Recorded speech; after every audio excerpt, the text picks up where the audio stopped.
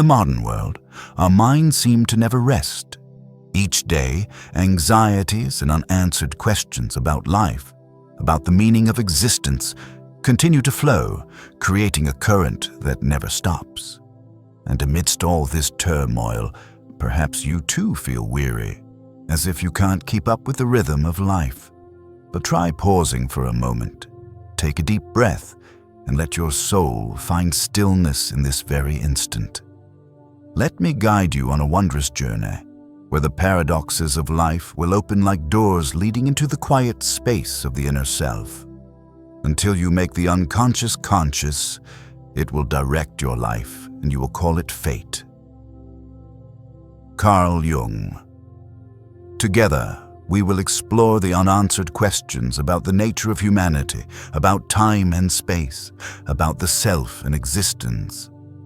And throughout this journey, you will feel peace, like a gentle wave, guiding you into a deep sleep, where each question becomes a key unlocking hidden corners of your soul. Let these reflections gently seep into you, slowly and softly, like a lullaby about the stillness within yourself.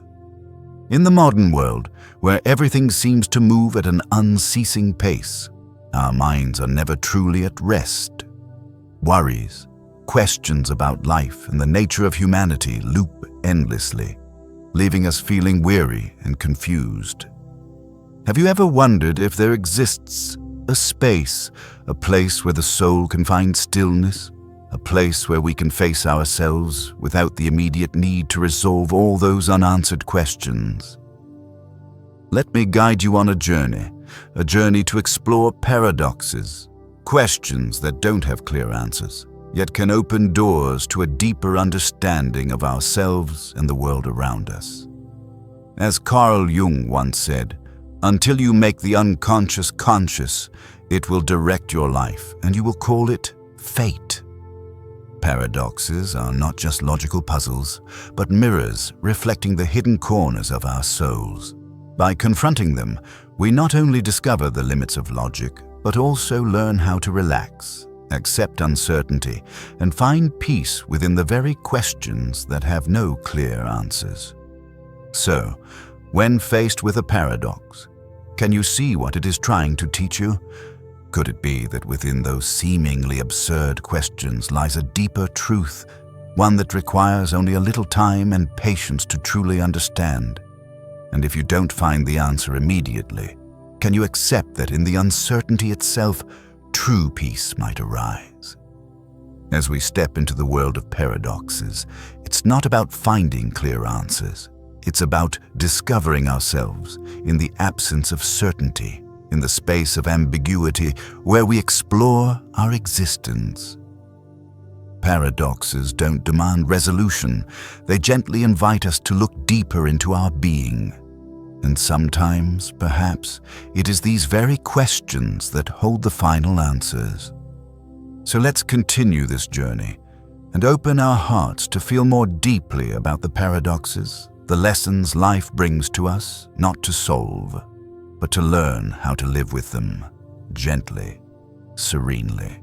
We have just completed the journey of exploring life's paradoxes, those unanswered questions that make us reflect endlessly on this world, on the nature of humanity, and our own existence.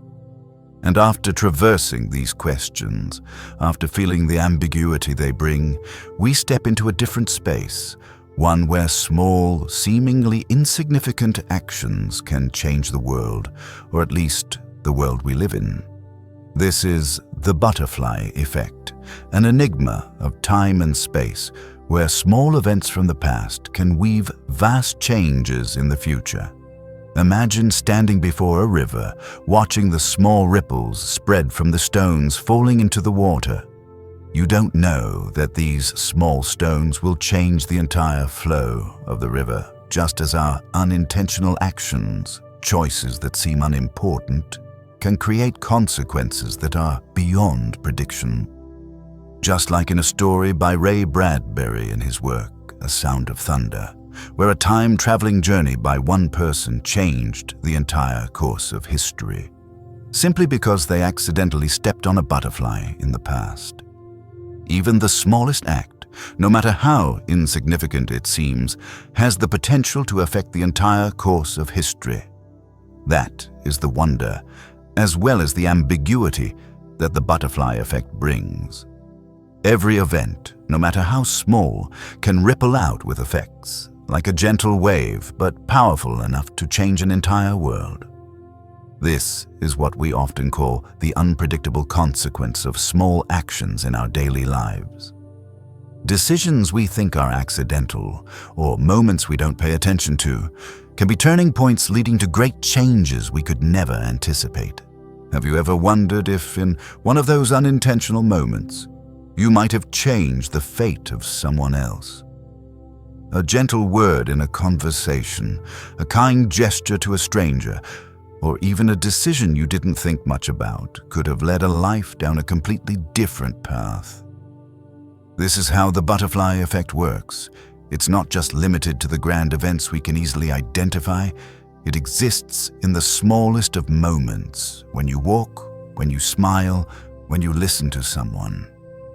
Those moments, seemingly trivial, hold the power to change the world in ways we may never predict. A small change in one part of the system can lead to enormous effects elsewhere. Actions that seem harmless can give rise to a chain of unpredictable results, and we may never know that we're a part of that connecting chain. Imagine that in your life, one small choice could lead to a monumental outcome, a decision to leave your old job, a piece of advice given at the right moment, or a new friendship beginning.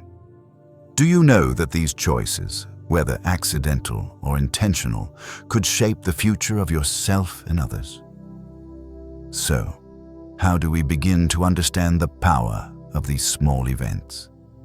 How can we recognize the butterflies in our lives, to realize that in the most ordinary moments, we may be creating great changes that we cannot yet fathom?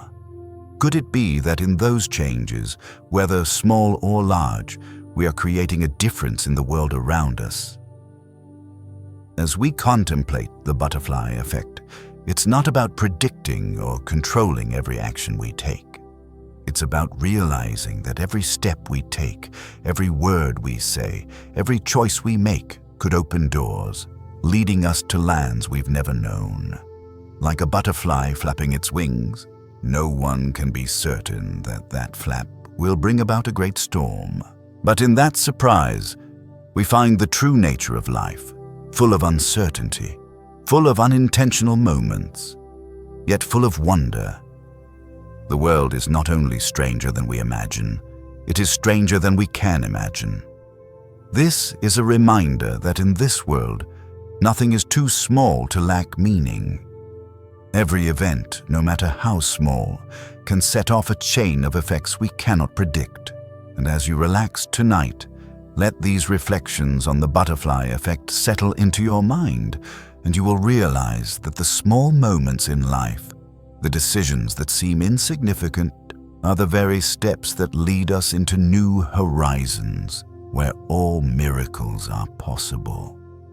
In our previous journey, as we ventured into the world of small actions that can change the course of history, we now stand before a deeper paradox, one that turns all our thoughts about time and cause and effect upside down. This is the reverse causality paradox, where events not only occur after their causes, but can also make causes appear after the events. The way we understand the natural order of the world suddenly becomes elusive, as if the world operates in reverse from everything we've known. It's one of the great challenges philosophy presents to us, as the question of time no longer seems to be a straight path, but a complex web, where each event could be both a cause and an effect, and we can no longer determine where the beginning ends and where the end begins. The past, the present, and the future are really one. They are today. These words by Harold Pinter are not just a philosophical statement, but a reminder that time might not be what we think it is. If time is not a continuous flow, then events may no longer happen in a fixed order. Have you ever felt that what you do today sometimes feels as if it was decided long ago, and even before you truly do something, everything seems already set, a part of a chain of events you cannot see? This paradox distorts everything we know about cause and effect. Facing it, we can no longer distinguish clearly between what is a cause and what is an effect. Can an action be the result of an event that happens in the future? And could it be that the decisions you make right now are shaped by events in another timeline, a timeline that you cannot yet perceive? Grand events, seemingly etched in history, could be the result of small moments we never even thought about. An unintentional word, a small change in behavior, an unconsidered decision, all of these can trigger a chain of events that we cannot predict. Like someone accidentally breaking a cup on the table, and that cup becomes the turning point leading to an unforeseeable change. Strange, isn't it? An event isn't simply a result of an action. That very action might be a response to an event that happened before it in another dimension we can only feel, but not clearly see. If the future has not yet arrived, does it still exist? This is the question that this reverse paradox poses to us, making us reconsider the relationship between the past, the present, and the future. Can the future exist before we step into it? And if so, could the past and the future coexist in an overlapping space where we can no longer distinguish what is the cause and what is the effect? When we understand that time may not be a straight flow, but a network of overlapping events, we realize that our choices today are not just reactions to the past, but might very well be the causes of changes in the future. We wonder how what we do in this very moment will affect what is to come, not just for ourselves, but for the world around us. And is it not in this uncertainty that we find freedom, knowing that the nature of every event is a series of causes and effects that cannot be clearly separated? Time is an illusion. Einstein's words continue to challenge us to think of time not just as a physical concept, but as a subjective experience. If time is an illusion, can we understand that each step we take, each action, each choice in life carries with it a piece of all the different times, all the past and future that cannot be separated? What we call the present may not be anything other than a combination of what has passed and what is yet to come. In these moments, as we relax and listen to the soft background music gently fading into the quiet space, you may realize that the reverse paradox is not just a theoretical concept, but a part of everyday life. Every step in life, every event, no matter how small, could be a part of the unpredictable timeline. We may feel its wonder, but at the same time, we must accept that in this uncertainty, we find ourselves, we find freedom and change in the very moments we cannot control. The reverse causality paradox is not just a question about time. It is a question about life, about the nature of action and change. It does not ask us to solve the problem or find a perfect answer, but instead, it asks us to live within that uncertainty, to feel the movement of time and the endless changes surrounding us. As you drift into sleep, letting these thoughts gently seep into your subconscious, you may realize that it is in that ambiguity, in those questions with no clear answers, that you find peace, like a gentle wave caressing the shore. So as we continue this journey, moving into the next questions about the self and the choices we make in the flow of time, you will see that it is in this uncertainty that we grow and evolve in this unpredictable world. After we have deeply explored the paradox of time and causality in the reverse causality paradox, where events seem to defy the natural order, we now step into another concept, one that appears lighter but holds a hidden power that few may immediately recognize. This is the consistency paradox, the paradox of consistency, where history seems to resist change, and time travelers realize that no matter how hard they try to alter the past, they inevitably find themselves playing a predetermined role in historical events. Could it be that, in the end, everything we do, every decision we make, was written long before? Or are we simply pawns in an invisible game where all change is already embedded in the very essence of time? Imagine that, in one fleeting moment, you decide to travel into the past, trying to change an event, perhaps just a word spoken, a small action.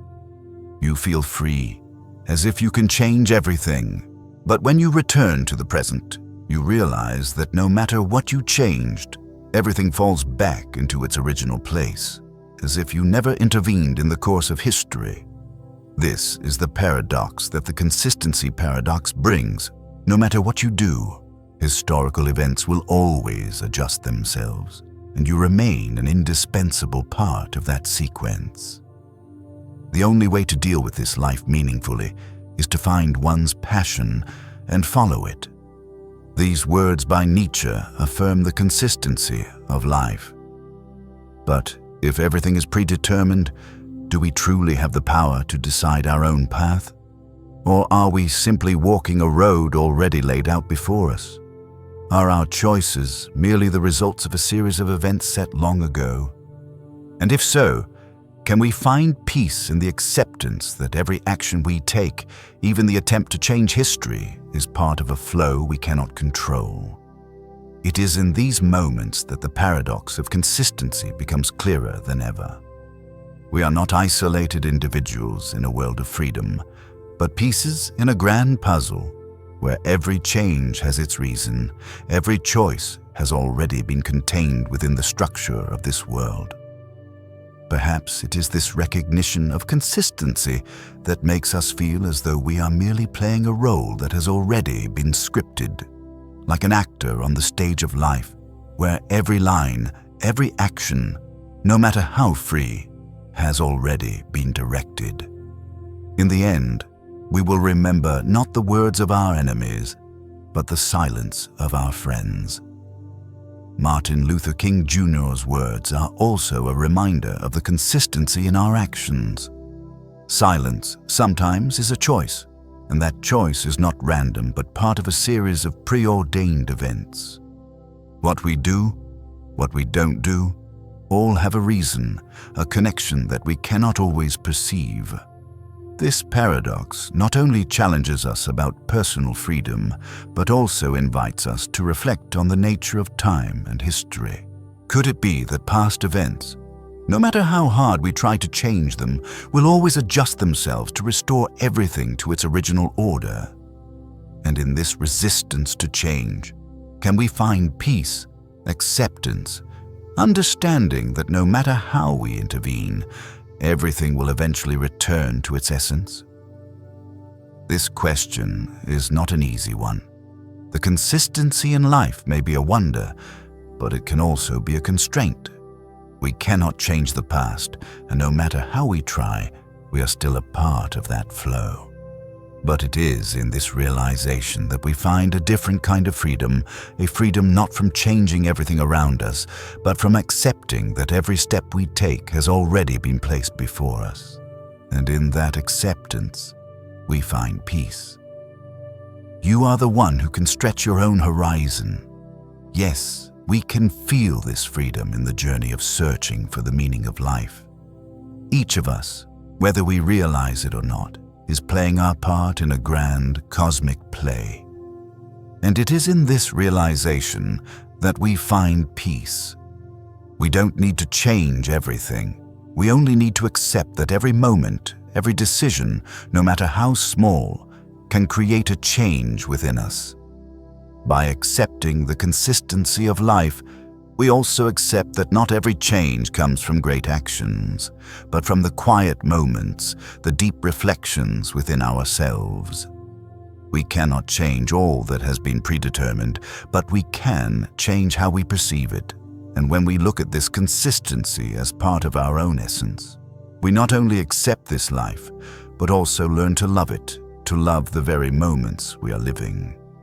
Thus, from the reverse causality paradox, we move into the consistency paradox, where the consistency of life calls us to look back at ourselves, at the events we have experienced, and find peace in the acceptance that sometimes all change exists within an irreversible flow.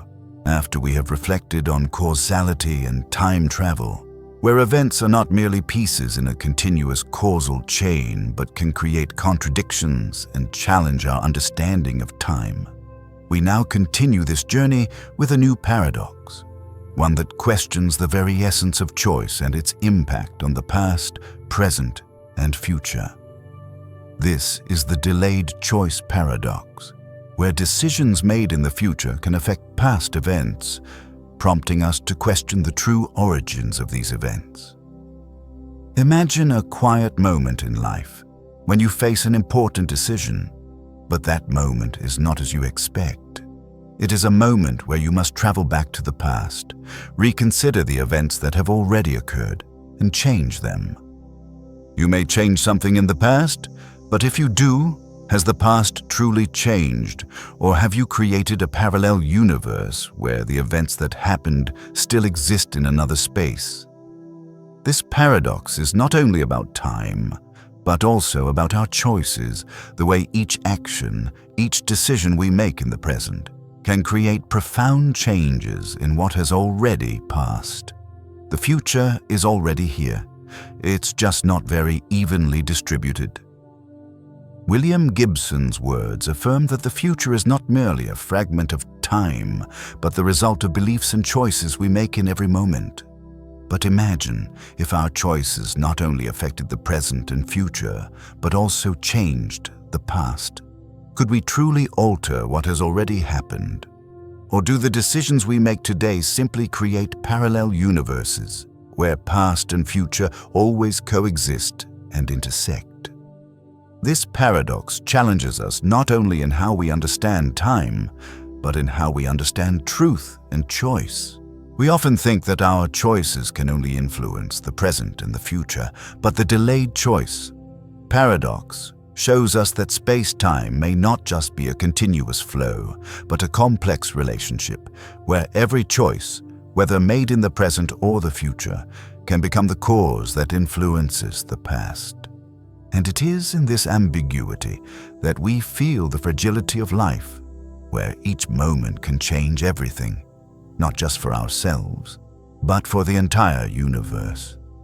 If time were truly a continuous flow, we could believe that each event in our life is a fixed piece of the puzzle. But if time is a flexible space, where each of our decisions can change everything, including the past, then can we accept that it is the uncertainty of each moment that creates the magic of this life?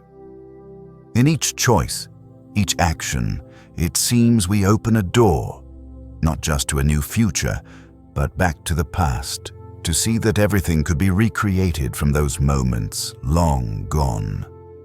Time flies over us, but leaves its shadow behind. Nathaniel Hawthorne's words evoke a strange image of time. It flies past us, but always leaves its shadow behind. We cannot touch time, but it always leaves its mark on each of our lives. And as we look back, those marks may not be what we think of as causes, but the choices we never expected, the decisions that seemed harmless, but were the starting points for profound changes in our lives. This paradox of choice is not just a theoretical puzzle. It is an invitation for us to reflect on the nature of time, on how we live within it, and on how we might change the past, if we could truly do so. When you step into a quiet space tonight, let these questions sink into your mind.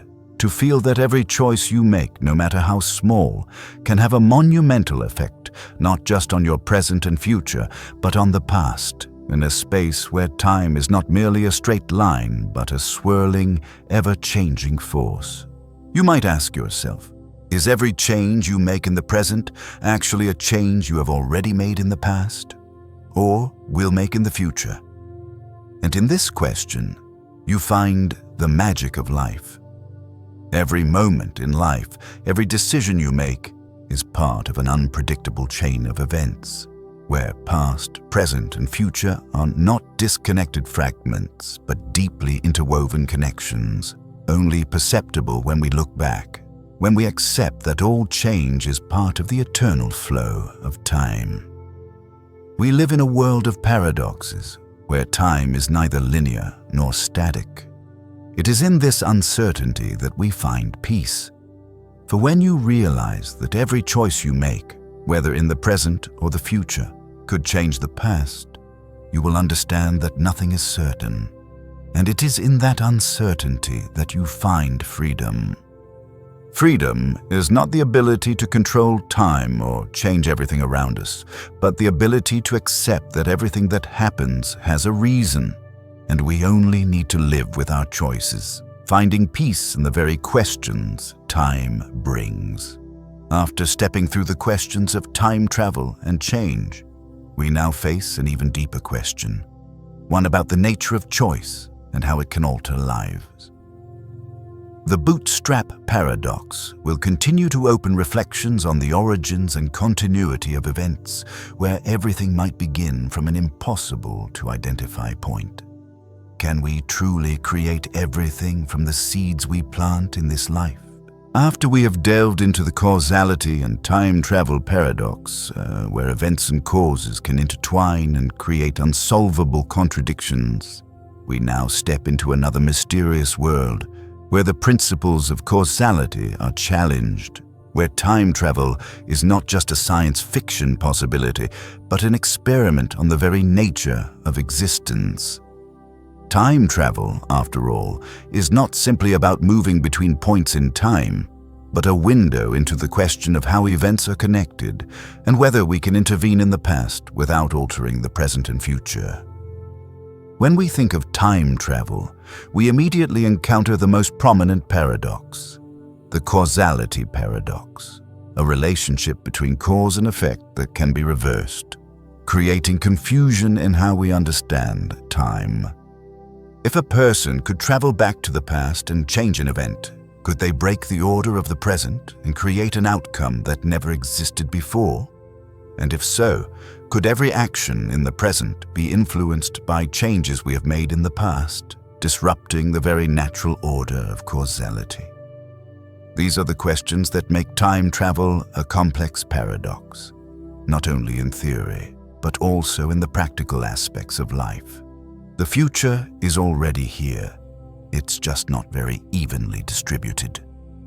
William Gibson's words emphasize that the future is not just a destination, but a part of the present, manifesting in every moment we live. Every decision, every choice, no matter how small, could be a seed planted for a future yet to be created. But if we could go back and change something in the past, could we predict the impact of those changes on ourselves and the world around us?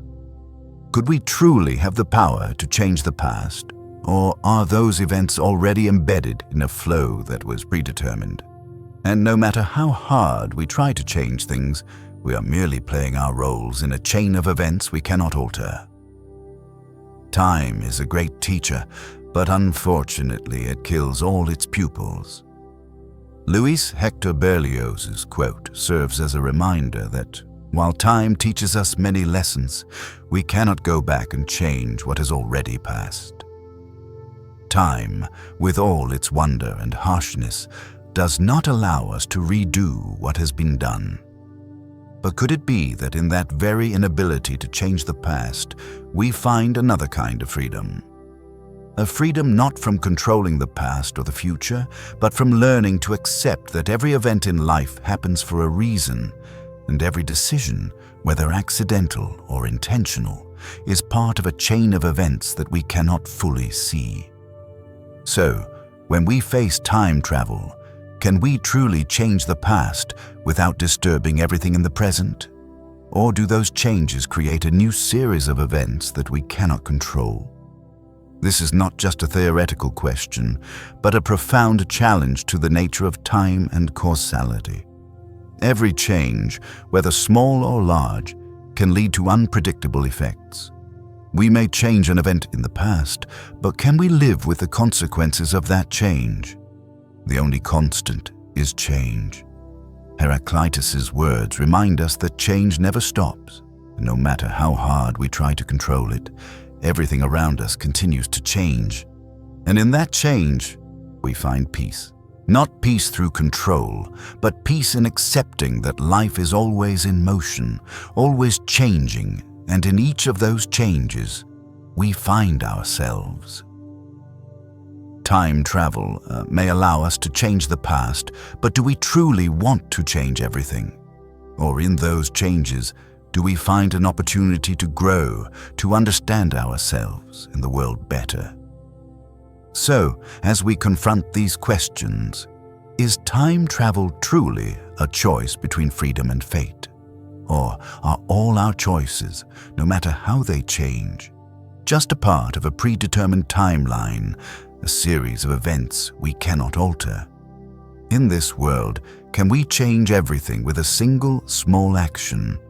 Or are those changes just part of an immutable essence that we can only live with?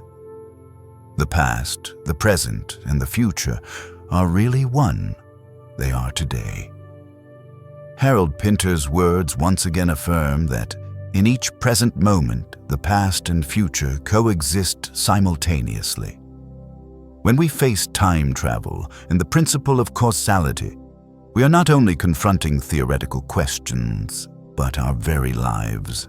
Every step we take, every decision we make, no matter how small, can create profound changes. And in those changes, we realize that all events, whether in the past or future, have their reasons.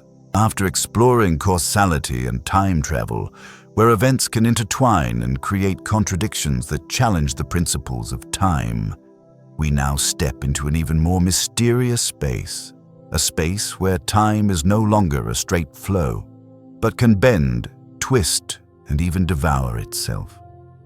This is black hole time travel through a black hole, where paradoxes are not only theoretical but could become a reality, forcing us to question the possibility of paradoxical timelines, where the past, present, and future can overlap and form a chaotic tangle that we cannot control. A black hole, with its immense power, is a doorway that opens not only in space, but in time. If you could stand before a black hole, you would realize that this is not just a hole in the universe, but an area where the laws of physics, the principles we have always believed to be immutable, no longer hold true. Once you step into a black hole, you're not just moving through space, but through time, and every step, every movement you make could change how you perceive the world. The future is already here. It's just not very evenly distributed. William Gibson's words serve as a reminder that the future is not simply a destination, but a part of the present, already surrounding us. Every decision, every action in our lives today could be a seed planted for a future that we cannot yet see. But in the space of a black hole, the future and the past may merge together. You may travel back to the past and change an event, but in doing so, would you be creating a future that is beyond your control? Or would these changes create a series of events that are uncontrollable? When we face black hole time travel, we can no longer clearly distinguish between the past and the future. A black hole distorts every limit we know about time, and within it, the principle of causality may no longer apply. You may step into the past and change an event, but can you control the effects that change brings? Or do these changes create a parallel universe where everything you've done is not entirely shaped by your actions, but by the intervention of different timelines that overlap one another? Time is a great teacher, but unfortunately it kills all its pupils. Louis Hector Berlioz's quote reminds us that time is not just a measurement, but a powerful force that cannot be undone. But when looking into a black hole, we realize that even though time flows, events can be reversed, stretched, or altered in ways we can't imagine. In the space of a black hole, the past can change by a small action in the present or future. In fact, in these cases, what we perceive as the cause could be the result of an event that happened earlier, while what we think is the result could in turn be the cause in an undistinguishable chain of events. Time flies over us, but leaves its shadow behind. Nathaniel Hawthorne's words remind us of the elusiveness of time. Time is not something we can see and measure directly, but a flow in which the marks, the shadows of events, will forever remain. A black hole is not just a crack in space, but a space where time can become unpredictable, where events that seem to have happened could suddenly change, forcing us to reflect on the very nature of the universe and life. Time is not something we can control, but a free-flowing current where every change, every decision, big or small, can bring about unpredictable effects. It is strange when we face the questions surrounding black holes and time travel. The boundaries we once knew about time are now blurred, but it is in that strangeness that we find a profound truth about the fragility and uncertainty of life. In the infinite space of a black hole, everything can change, but it is in this change that we realize one important thing, that in life, nothing is fixed. Everything can change, and we are the ones who create those changes. Time and space are not rigid elements, but forces that can bend and change according to our will. But can we live with those changes? Can we accept that, even though time can change, we still must face it with calmness? Every decision in life, no matter how small, can create profound changes, and in that unpredictability, we find freedom, not in controlling time, but in accepting that we can live in the current, learn to love it, and find peace in the very uncertainty of life. When we have grasped the wonder and ambiguity of black hole time travel, where time is not just a straight flow but a network of interwoven relationships, we now move into another concept, the bootstrap paradox. Can we truly create something, an object, an idea, with no clear origin? And if so, are we creating a new universe where nothing has a clear beginning or end, just an endless continuation of undifferentiated events? After we have explored the causality and time travel paradox, where events can create contradictions and challenge the principles of time, we now step into an even more mysterious space, one where events do not simply exist in a linear causal chain, but can sustain themselves without a clear origin.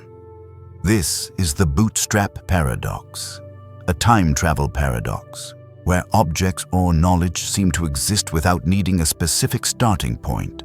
It is a loop of events where the beginning and the end cannot be distinguished, creating a self-sustaining causal chain that we cannot identify. Imagine a moment when you find an ancient book full of mystery, written centuries ago. You read that book and realize it contains a secret that you will carry with you to create your own work. Yet, when you finish your work, you notice that the book you read is actually part of the work you created.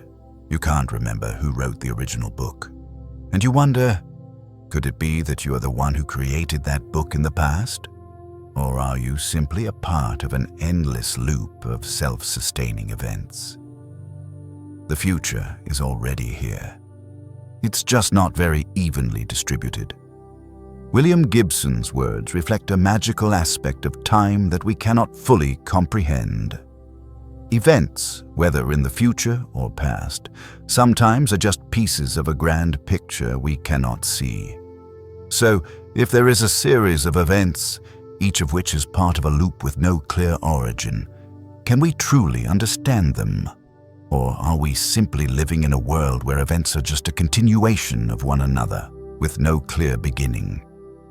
When we think of the bootstrap paradox, we face a big question.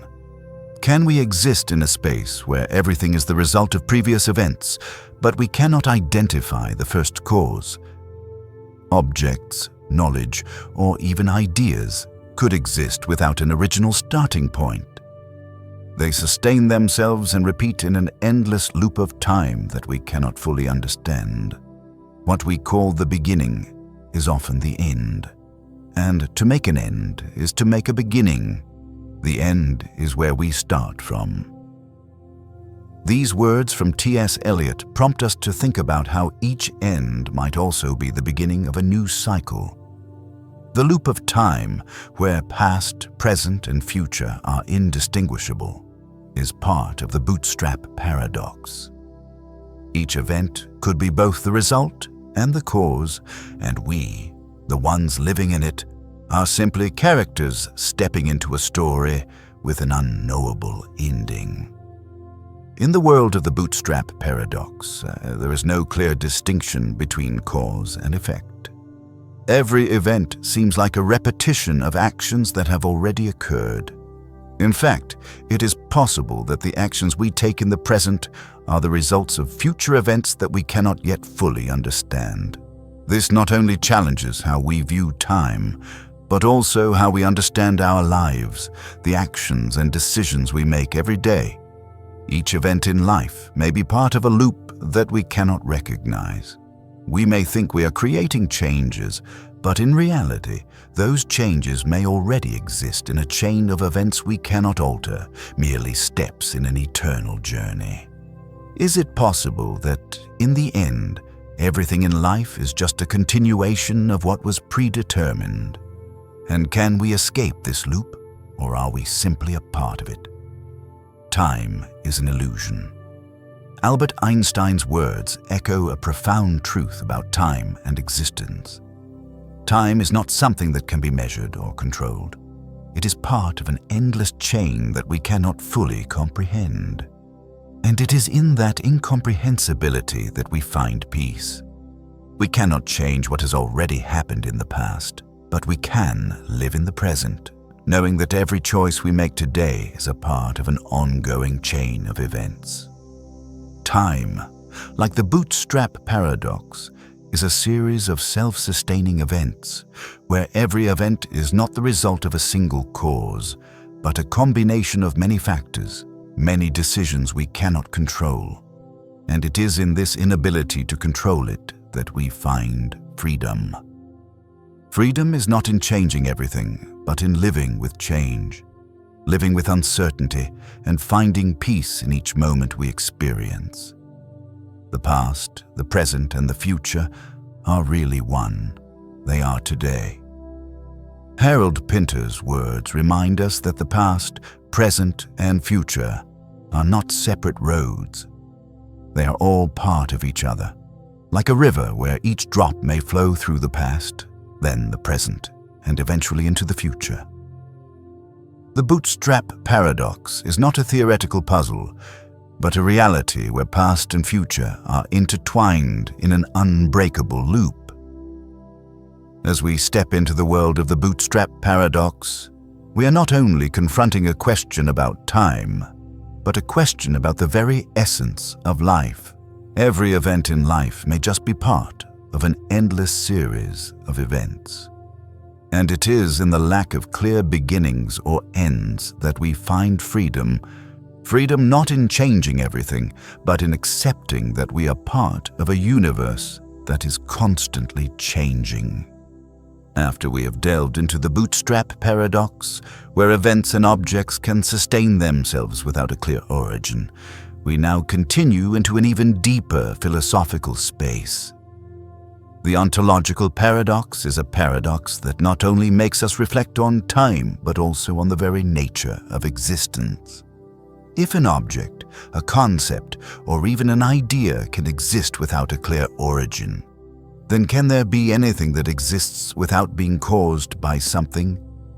This raises a profound question about the nature of creativity and existence in this universe. Imagine a moment when you face a concept, an idea, but you cannot identify its origin. It's like a painting where the colors aren't created by any artist, but instead they simply appear and naturally connect with each other, as if the universe only needed an idea to form everything. And you ask yourself, could it be that every object, every concept in this world is simply a combination of elements with no origin, no clear starting point? Could it be that this lack of origin is what creates the wonder of the universe?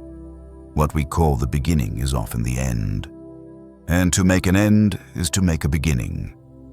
T.S. Eliot's words open a door for us to view the beginning and end not as fixed points in time, but as flexible concepts that can swap places.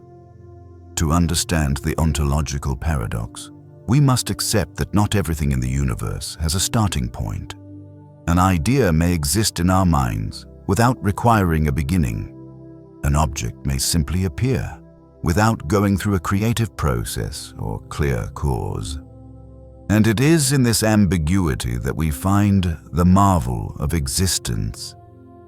The question of existence is not just a theoretical issue. It is a question about being, about the self, about how we understand ourselves in this universe. I think, therefore I am. This famous quote by René Descartes represents one of the fundamental principles of Western philosophy. But if we accept that existence does not always have a clear origin, could it be that the self Descartes refers to is just part of an endless cycle, a continuous process of awareness and existence? Can we truly identify who we are when we cannot even determine our own origin? The ontological paradox brings us closer to the question of creativity. If we cannot find the origin of any object or concept in this world, can we truly create anything? Or are we merely combining elements that have always existed, a reimagining of something we've never seen but somehow feel we've known forever? In this case, could human creativity be the discovery of what already exists? Or are we actually creating something new, things that never existed before? Creation is a drug I can't do without. Christopher Marlowe's words seem to reflect the powerful urge in humans to create something from their very essence. But when we think of creativity in this way, we must face the ontological paradox. Does creation really originate from us? Or are we merely part of a process that has been predetermined, a process we cannot control? Why does every creation make us feel as though we're bringing something entirely new into the world, when in reality it may just be a recombination of elements that have existed for a long time? When we face the ontological paradox, we are not only confronting the question of creation, but also the question of the nature of reality. Every object in this universe may only exist because we perceive it. And if we stop perceiving it, does it still exist? Existence is the sum of all things that we know. This perspective suggests that if existence is just the combination of what we know, then could it be that everything we see, feel, and understand about the world is a product of our own perception? And if that's the case, can we change existence simply by changing how we perceive it? Being is the essence of life, the only reality. We are simply parts of this essence, trying to understand our place in the universe. These words by Jean-Paul Sartre help us view that existence is the essence of life. But does that existence truly have a beginning or an end? Can we understand the nature of existence without knowing where it starts from? Like everything in the universe, creativity could be a series of unending fragments, and it is within this imperfection that we find the strength to continue living, to continue searching for meaning in life. The ontological paradox is not just a question about the existence of objects, but a question about the very nature of humanity. We, as beings of consciousness, may understand ourselves in relation to this world, and in that relationship, in the search for understanding our being, we have created ideas, concepts, but did we truly recreate them? Or are they merely manifestations of things that existed before, things whose origins we cannot identify? After we have explored the ontological paradox, where questions about existence, the nature of time and space are raised, we now step into an even deeper paradox, the self-creation paradox. This paradox questions the essence of ourselves, how a person can create their own existence, especially through time travel. It opens up profound reflections on the absence of a root cause in the process of self-creation and whether we can truly define ourselves or if everything we do is merely a recreation of what has already been predetermined. Imagine standing at the intersection of the past and the future, where time no longer follows a consistent order. You could travel back in time, change a small event, and that change creates a new version of yourself in the future. You wonder, is this version of you truly you? Or are you simply the combination of all your other versions in an endless loop of events that have already occurred? If you can create yourself from the future, then where does your origin lie? And if you cannot identify your origin, can you still be you? These questions not only challenge us about our being, but also about how we perceive freedom and control in life. I think, therefore I am. René Descartes' famous quote established a clear boundary between existence and thought. But if our thoughts could travel through time, could it be that we would create another version of ourselves, a being without origin, without a starting point, merely the result of choices we make in the future? In the self-creation paradox, we not only confront the existence of the self, but the ability to create ourselves from future events. In fact, it may be that we are living in a series of events where the choices and actions we make in the present and future are the decisive factors that shape who we are. This question leads us to think about self-creation in a world where every event could influence one another, where every action we take could alter the very structure of time and existence. The only way to deal with this life meaningfully is to find one's passion and follow it. Nietzsche's words affirm the power of self-creation through our choices. But in the world of the self-creation paradox, these choices may also be the result of events we cannot yet perceive, a recreation of what has already been predetermined. In a world where time is no longer a continuous flow but can be reversed or altered, creating ourselves is not a completely free act. You may think you are creating your own identity, but could it be that all of your actions have already been shaped by past or future events that you cannot control? Could you truly be free in deciding who you are, or are you simply carrying out choices that have already been written into an endless causal chain? Time is a great teacher, but unfortunately it kills all its pupils. Louis Hector Berlioz's words evoke the harshness of time, as it is not just a physical force, but also a factor that creates chains of events we cannot control. Self-creation. In the self-creation paradox is not just about how you can change yourself through time travel, but about how you perceive that change. Every change, every decision in your life could create a new version of yourself. But can you live with this uncertainty, understanding that you are not a fixed entity, but a part of a continuous series of choices and unending changes? You are the one who can stretch your own horizon. Oprah Winfrey's words not only encourage you to find and develop your true self, but also serve as a reminder that you are the one who creates your vision of who you are.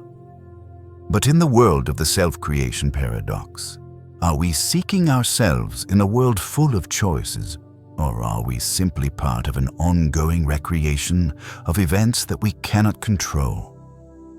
As we look back on our journey, we realize that perhaps self-creation is not a detached process, but a combination of elements in the past, present, and future. You may think you are the result of free choices, but perhaps you are also just a part of a chain of events that was predetermined long ago. And it is in the acceptance that we cannot control everything that we find peace. Self-creation is not a solitary journey, but a continuous process where every change could create a new version of ourselves, one that we may not even recognize, but still remains a part of our true self. The past is never dead. It's not even past. William Faulkner's words remind us that the past still lives in the present, and everything we do, even creating ourselves through choices in the future, is still a combination of all that has come before. We cannot escape the past, but it is in that combination that we find our true essence, a self that is not fixed, but part of the unending flow of time and choice. After we have journeyed through the self-creation paradox, where every change in life can create a different version of ourselves, we now enter an even more mysterious space. A space where memory and personal identity are no longer fixed pieces, but can be altered or even erased entirely by changing the past. This is memory and time. Travel, a paradox about time travel, where a person's memories can be rewritten, and what we think of as ourselves could become an undefined entity, merely a combination of events that continuously change with every choice we make in the past and future. When traveling through time, we could go back to a moment in the past, change an event, and in the blink of an eye, a part of our personal identity, of the memories we have lived through, could no longer exist. You may change the past as you wish, but can you live with the consequences of that change when the memories that made you who you are seem to be completely erased? And can you, the person you think of as yourself, still exist in that flow of time when your memories are erased and events in the past no longer exist? We do not remember days. We remember moments. Cesare Pavesi's words remind us that memory is not a simple chain of events, but those emotionally charged moments in life that we hold on to, not just because they are truths, but because they are what define us. But if time can change, if the past can be intervened with and erased, do these moments still belong to us? Can we recognize ourselves when our memories change, when the past we cherished, the memories we've held, slowly fade away and are no longer part of us? Memory, like a river, always flows, always changes. But could it be that when we change the past, we are also changing the flow of that memory? The past is never dead. It's not even past. William Faulkner said this, implying that the past is not something that is gone, but something that still lives in the present, in what we remember and feel. But in the world of memory and time travel, when you can change the past, can that past truly return to how it was, or will it become a new memory, a memory that has been erased and replaced by an event you created? This raises a profound question. When we change the past, are we truly changing ourselves? I'm not what happened to me. I'm what I choose to become. Carl Jung's words affirm that our identity is not the result of what has happened, but what we choose to become.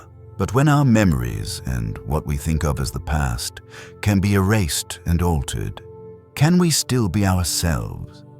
Is our identity truly defined by memory, or are we merely a series of ever-changing events, where every time we change the past, we create a new identity, a new me?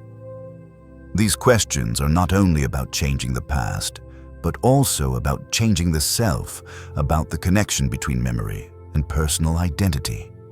If we can change what has happened, can we change who we are? And if we change ourselves, will our memories change along with us? It is within these questions that memory and time travel opens up a space where we are no longer simple fixed entities in the flow of time, but beings who can recreate ourselves, change ourselves, and alter our memories. When memories are changed, everything around us can also change. You may think that you, yourself, haven't changed, but do your memories really remain the same as you think?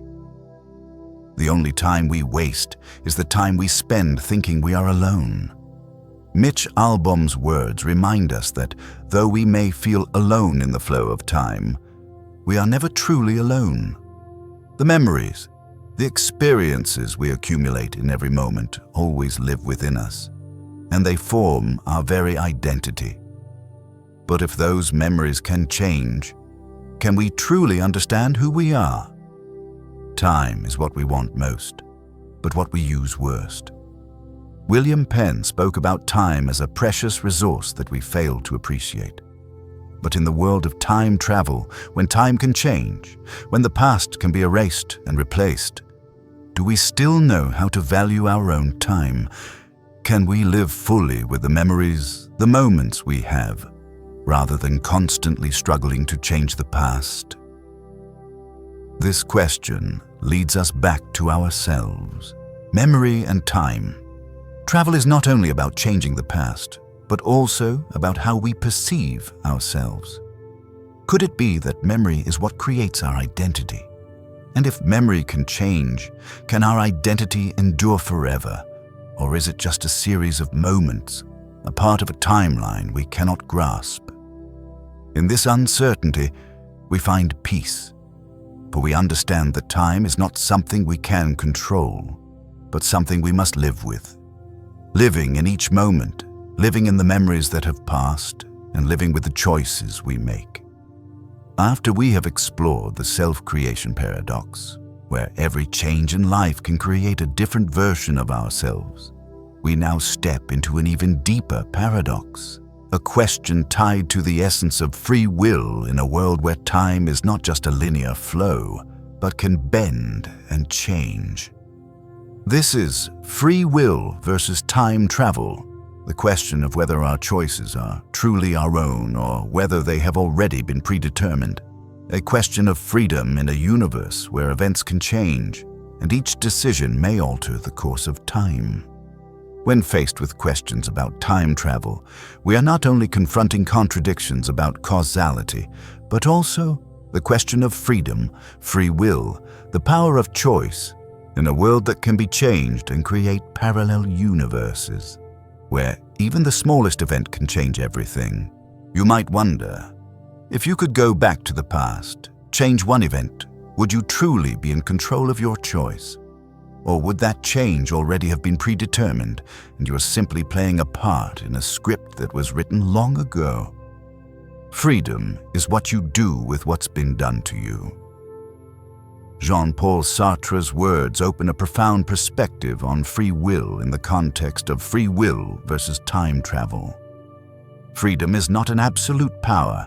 It is how we face and respond to events that have already occurred, even if those events can be altered or interfered with in another timeline.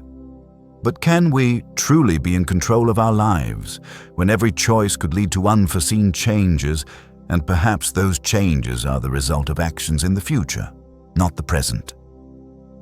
In the world of free will versus time travel, the question of free will is not only about whether we can change the future, but also about the possibility of choosing in a world where the future can affect the past.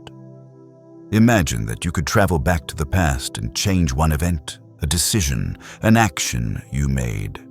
When you change the past, can you still call that a free choice, or is it just part of a series of events that you cannot alter? Has that change already been predetermined?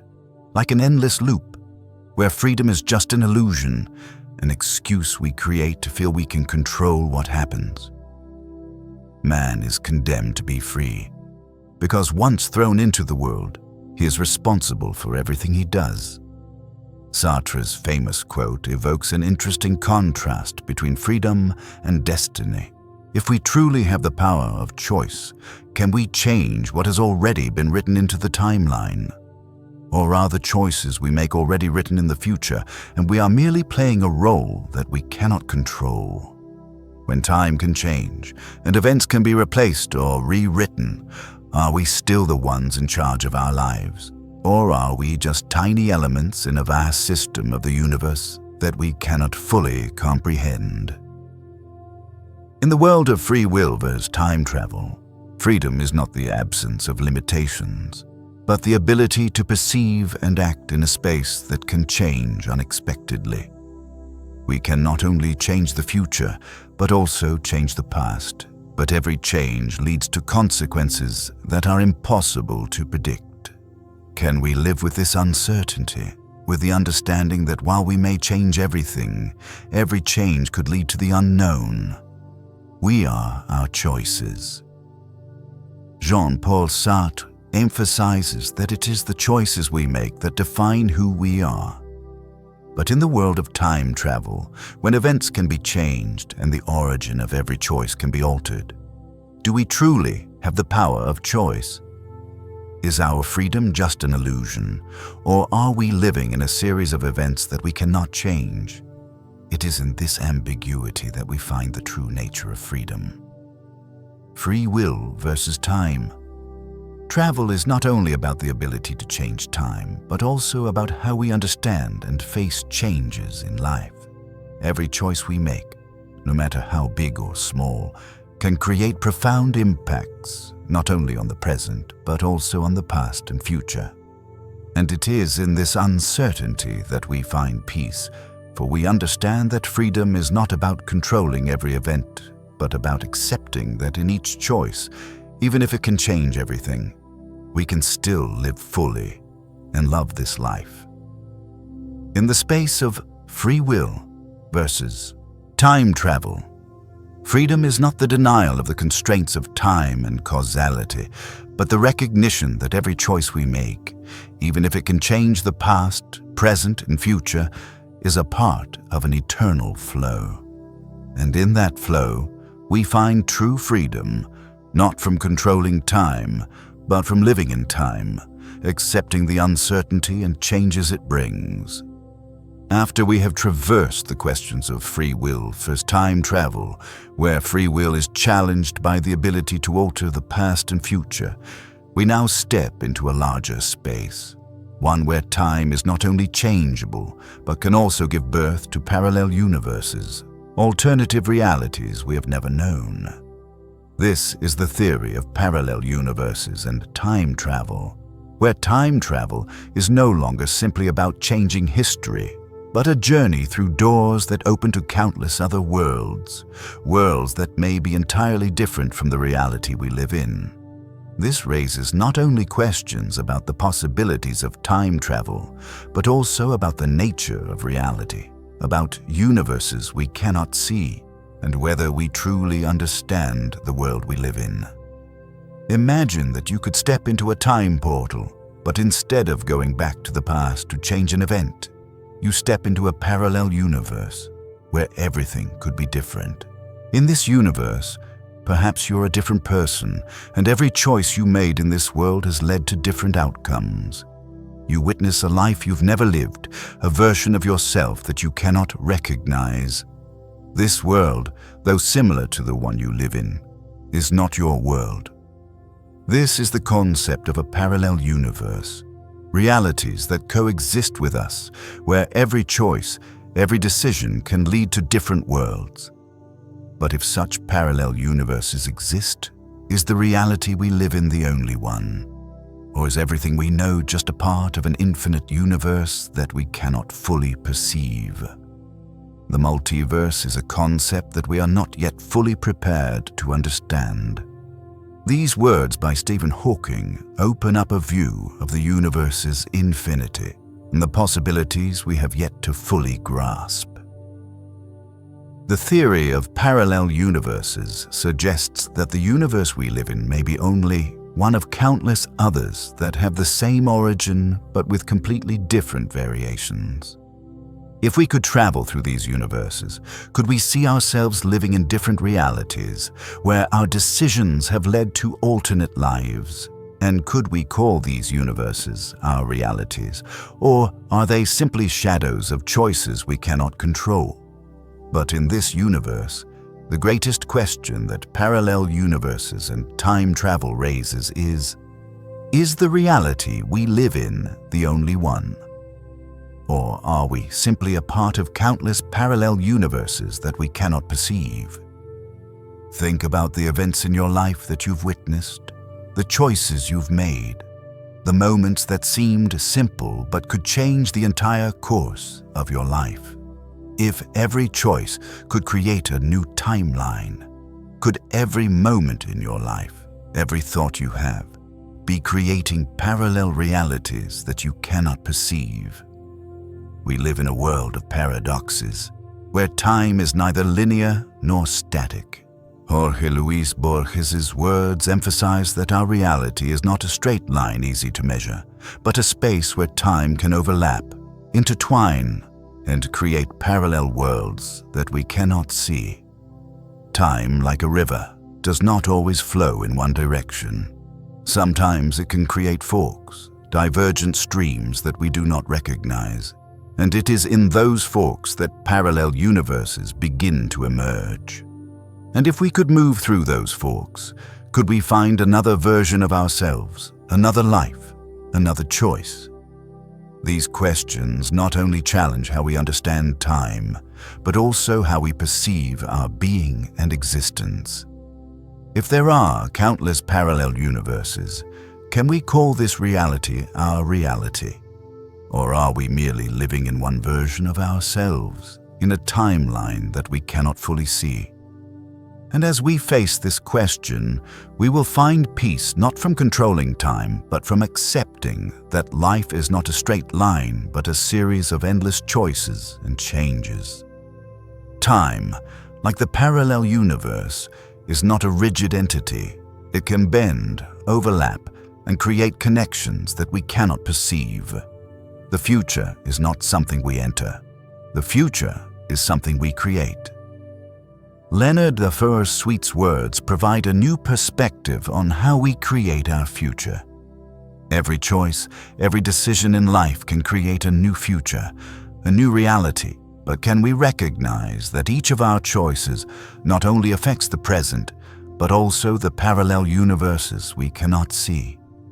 Can we live in a world full of uncertainty, where every action creates parallel realities that we cannot predict? The idea of parallel universes is a concept that humans have only just begun to grasp, and perhaps we will never fully understand it. Carl Sagan's words remind us that, although we may travel through time and space, although we may change the past and the future, we are still tiny beings in this vast universe, unable to see all the realities we create. Parallel universes are not realities we can easily comprehend, but it is in this incomprehension that we find the wonder of life, the wonder of existence in a world full of contradictions and paradoxes. And when we accept that the universe is not a singular entity but a collection of parallel realities, each of our choices not only creates a new flow of time, but opens up countless different worlds we cannot see. It is in this uncertainty that we find true freedom, not from controlling time, but from living in time, accepting the uncertainty and changes it brings. After we have journeyed through the free will versus time travel paradox, where free will is challenged by the possibility of altering the past and future, we now step into an even deeper paradox, a question tied to the essence of self-existence, time, and causality. This is the grandfather paradox, a paradox where a time traveler goes back to the past and attempts to prevent their own birth, creating a chain of logical contradictions that cannot be easily solved. This question not only challenges the concept of time, but also questions the nature of our existence, the self, and the intricate relationship between time, causality, and life. Imagine that you could travel back to the past, to a time before your birth, and decide to prevent your grandparents from meeting. This action would cause a series of events to not occur, and as a result, you would never be born. But if you were never born, how could you have traveled back in time to prevent your own birth? In this contradiction, the grandfather paradox raises a question we cannot easily answer, but instead must feel the uncertainty of the universe and time. What happens in the past stays in the past, unless you change it. This statement serves as a reminder that time is not a simple chain of fixed events, but a network of choices where each action can alter what has already been. But within this paradox, the very act of changing the past makes the future unimaginable, as if time, though subject to influence, cannot alter the essence of existence. The grandfather paradox is not only a question about time travel, but about the nature of existence itself. We are not merely wondering if we can change the past, but whether such change could cause us to cease existing altogether. If you change an event in the past, you not only alter the flow of time, but also change your very identity, the very elements that have made you who you are. When everything changes, can you still be yourself, or have you become another version, a self that no longer resembles the original? In this question, we face a profound paradox. If you can change the past and no longer exist, how can you change the past from a present that no longer exists? This is the wonder, but also the tragedy, of the grandfather paradox.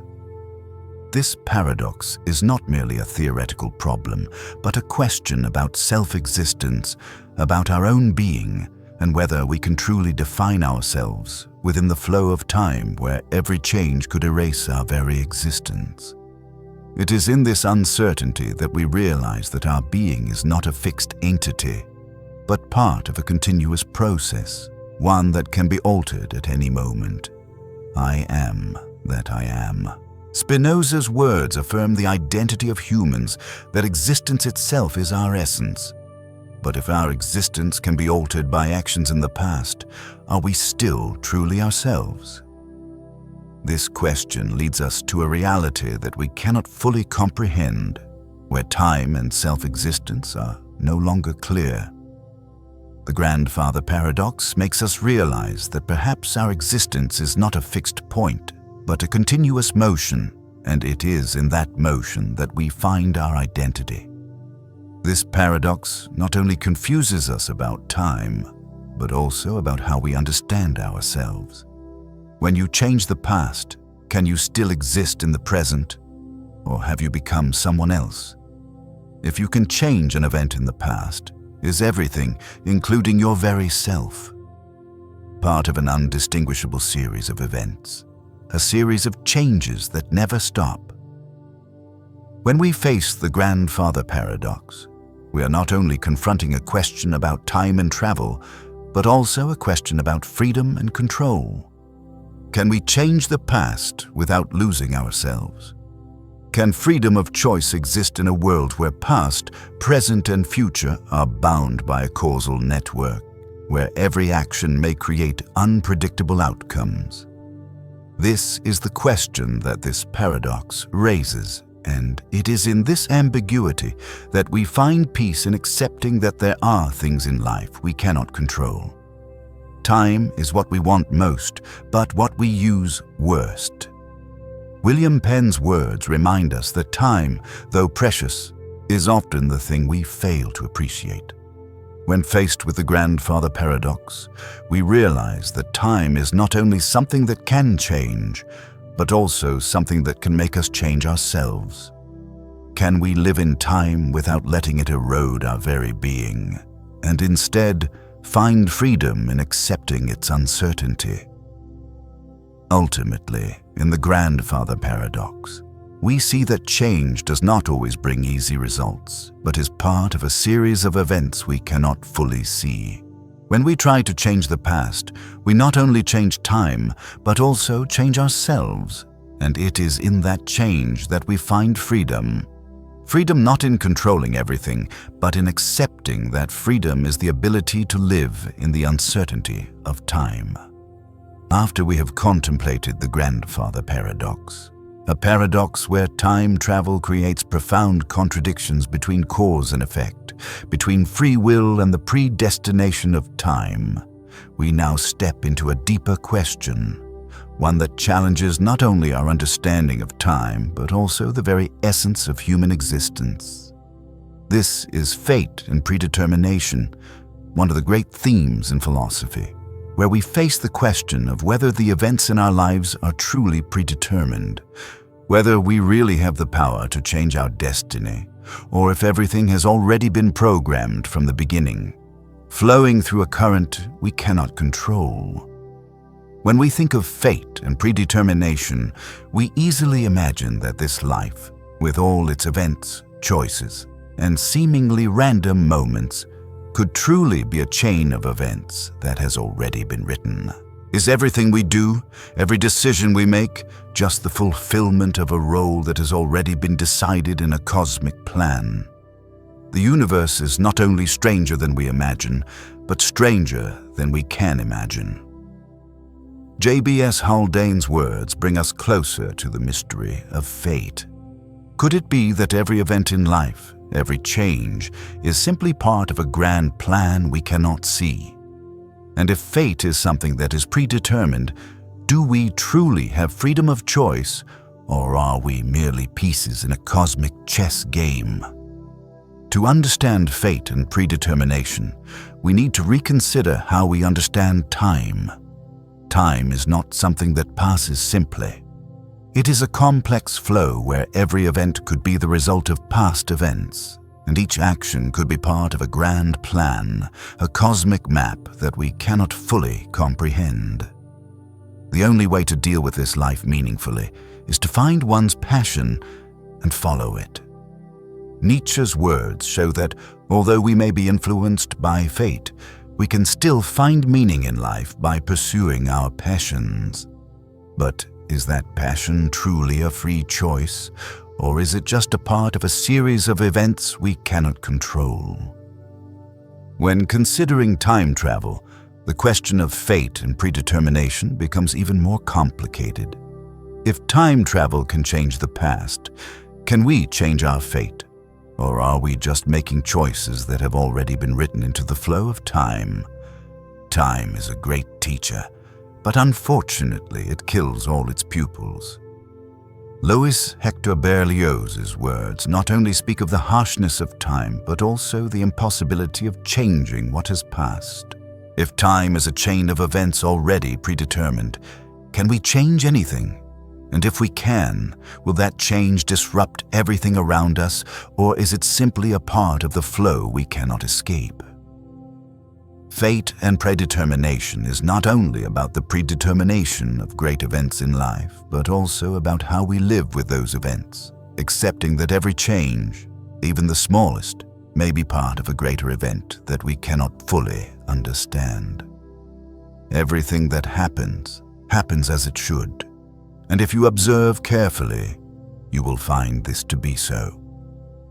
Marcus Aurelius's words bring peace to our hearts when we understand that every event in life, whether painful or confusing, has its reason. In his view, fate is not something we can change, but something we must learn to accept and live with. For in each event, whether painful or joyful, there is a lesson, an opportunity for growth, and the chance to find peace within ourselves. So, in the world of fate and predetermination, can we live in freedom when all events have a reason, when every choice may have already been predetermined? Is freedom truly an illusion, a justification we create to feel in control of our lives?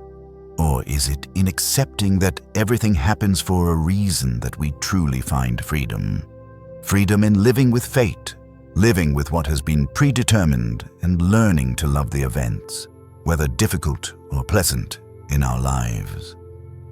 You are not stuck where you are unless you decide to be.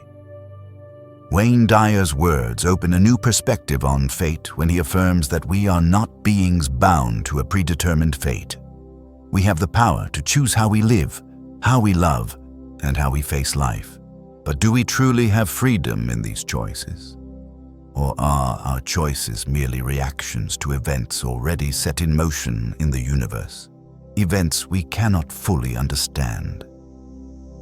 When we face fate and predetermination, we are not merely asking about destiny, but about ourselves, about how we seek meaning in life in a world we cannot control.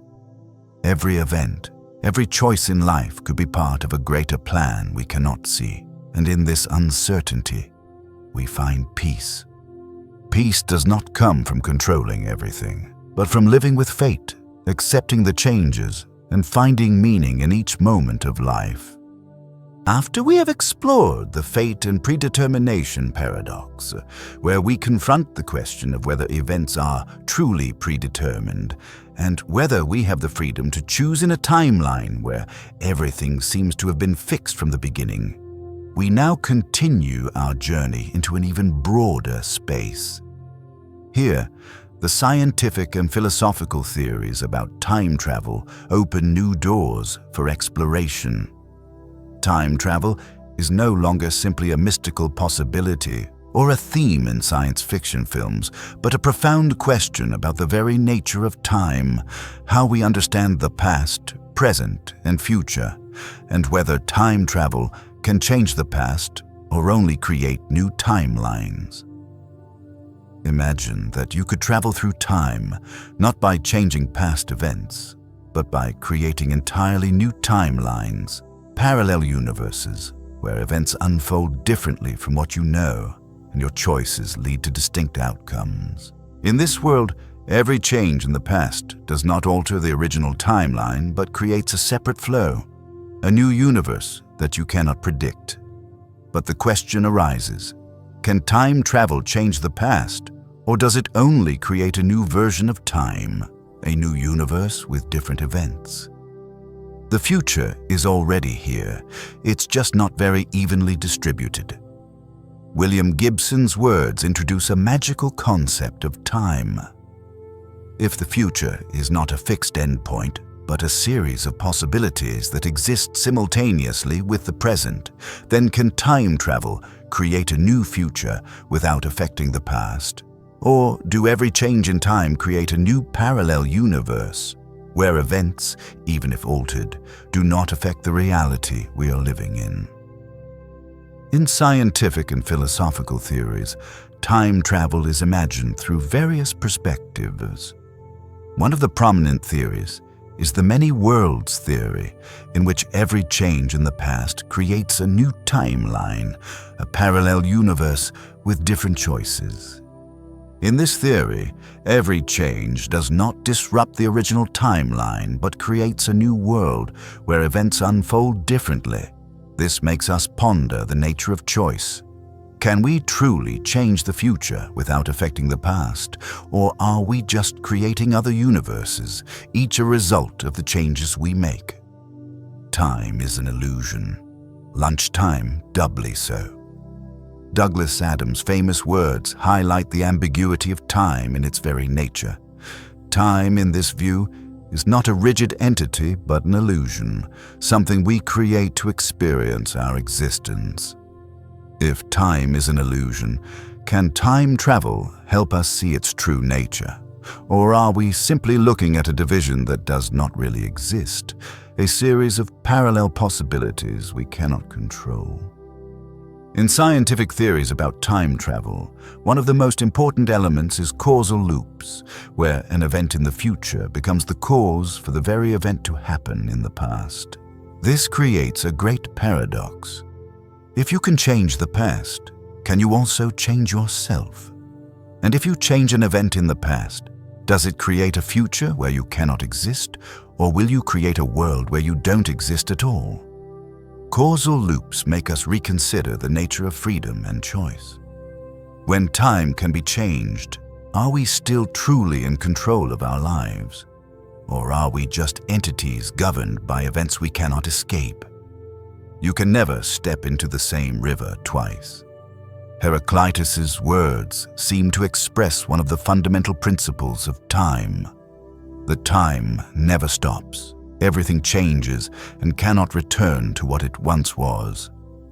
But in the world of time travel, can we go back to the past without changing the present? Or do these changes create a new timeline where we can no longer return to the old world, but must live in a parallel universe with different choices and events? So, when we think about time travel, the greatest question perhaps is whether we can change the past without disrupting the present and future. If we can, we will be faced with parallel timelines, parallel worlds that we cannot see but always exist. Does every choice, every change, create new universes? And in each of these universes, do we live a different life, one that is completely new? And if time travel can only create parallel universes, can we live in a world we cannot change, but only choose the path we take? The future belongs to those who believe in the beauty of their dreams. Eleanor Roosevelt's words inspire faith in our ability to create our own future. But in the world of parallel universes and time travel, this belief in the future may not be as simple as we think. Can we truly change the future?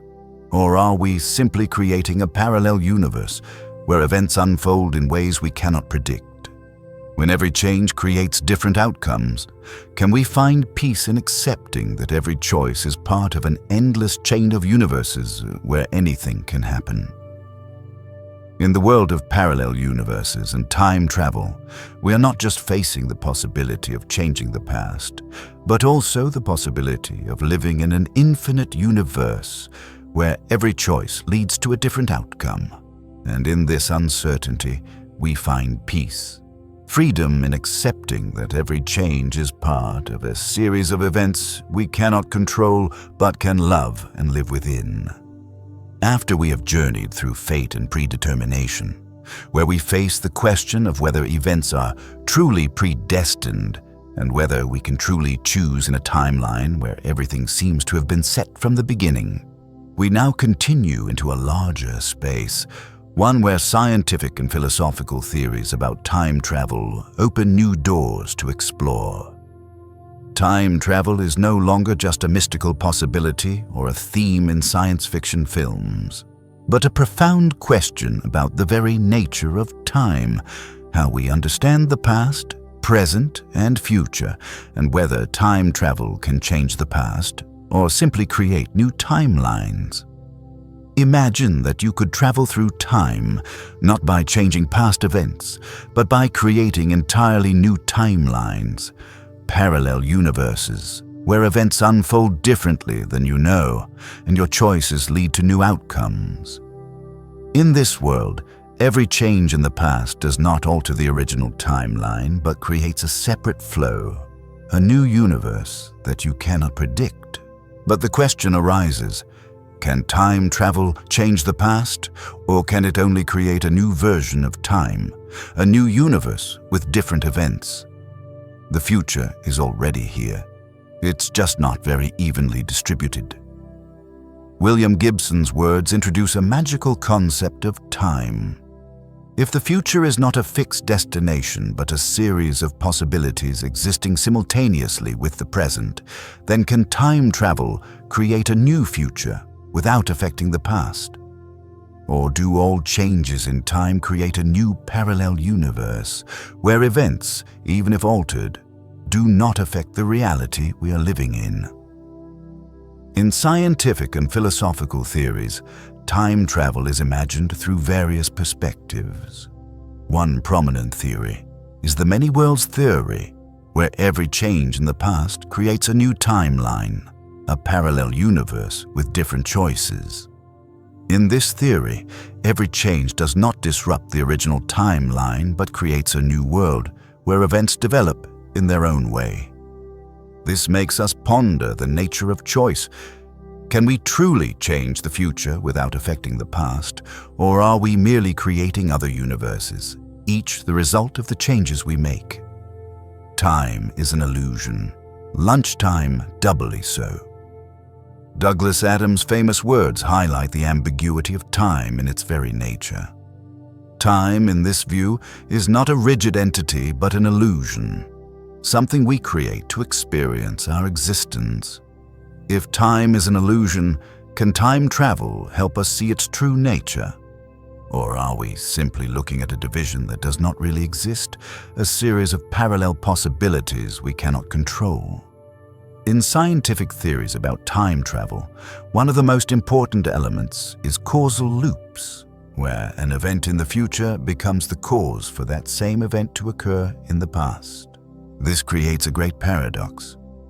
If you can change the past, can you also change yourself? And if you change an event in the past, does it create a future where you cannot exist? Or will you create a world where you do not exist at all? Causal loops make us reconsider the nature of freedom and choice. When time can be changed, are we still truly in control of our lives? Or are we merely entities governed by events we cannot escape? You can never step into the same river twice. Heraclitus's words seem to express one of the fundamental principles of time, that time never stops, everything changes, and cannot return to what it once was. But in the world of time travel, can we go back to the past without changing the present? Or do these changes create a new timeline where we can no longer return to the old world, but must live in a parallel universe with different choices and events? So, when we think about time travel, the greatest question perhaps is whether we can change the past without disrupting the present and future. If we can, we will be faced with parallel timelines, parallel worlds that we cannot see but always exist. Does every choice, every change, create new universes? And in each of these universes, do we live a different life, one that is completely new? And if time travel can only create parallel universes, can we live in a world we cannot change, but only choose the path we take? The future belongs to those who believe in the beauty of their dreams. Eleanor Roosevelt's words inspire faith in our ability to create our own future. But in the world of parallel universes and time travel, this belief in the future may not be as simple as we think. Can we truly change the future? Or are we simply creating a parallel universe where events unfold in ways we cannot predict? When every change creates different outcomes, can we find peace in accepting that every choice is part of an endless chain of universes where anything can happen? In the world of parallel universes and time travel, we are not just facing the possibility of changing the past, but also the possibility of living in an infinite universe where every choice leads to a different outcome. And in this uncertainty, we find peace, freedom in accepting that every change is part of a series of events we cannot control, but can love and live within. After we have ventured through time travel and ethics, where the moral questions of altering the past have challenged our ability to decide and influence the flow of time, we now continue our journey into a new philosophical and scientific theory, one that is as profound as it is challenging. This is temporal resilience theory, a theory that posits some events in history are too important to change, and that the timeline will always self-correct to preserve these critical events, even if we intervene in the past or future. Imagine that you could travel back in time and change a major event. Perhaps you stop a war, save someone's life, or even change a small personal decision you once regretted. These actions seem to have the potential to create a new future, a new reality, but according to this theory, time will find a way to self-correct so that these pivotal events remain unchanged. The question is, does time, with all its contradictions and paradoxes, have the ability to self-correct to protect itself from changes that could lead to disorder in the universe? Time is what we want most, but what we use worst. William Penn's words serve as a deep reminder of the preciousness of time and how we often miss the opportunity to live fully in every moment. But if time really has a self-correcting ability, can we master it, or are we simply moving along preordained paths while time finds a way to restore a fixed order of the universe, one that we cannot alter? Temporal resilience. Theory opens up a miraculous concept of the stability of time. We may think that everything is changeable, that we have the power to control every event in our lives, from the grand changes to the smallest decisions in the present. But this theory suggests that some events are too important to be altered. If you return to the past and change a major event, such as stopping a war, can you really change the course of history and create a better future? Or will time self-correct, bringing every event back to the position it must unfold in, preventing the past from being altered? In some way, this raises the question of the universe's stability. Time, according to this theory, is not just a simple flow, but an entity capable of sustaining itself and adjusting to protect vital events. Could it be that in each moment, every action we take is part of a chain of events that is predetermined? And if there is interference, time will automatically restore its order. Everything is in a state of flux. Heraclitus's words bring us to an understanding of the ever-changing nature of everything in the universe. But within this flow, could there be things that remain unchanged, events that, no matter how much change occurs, will still stand, unaffected by time?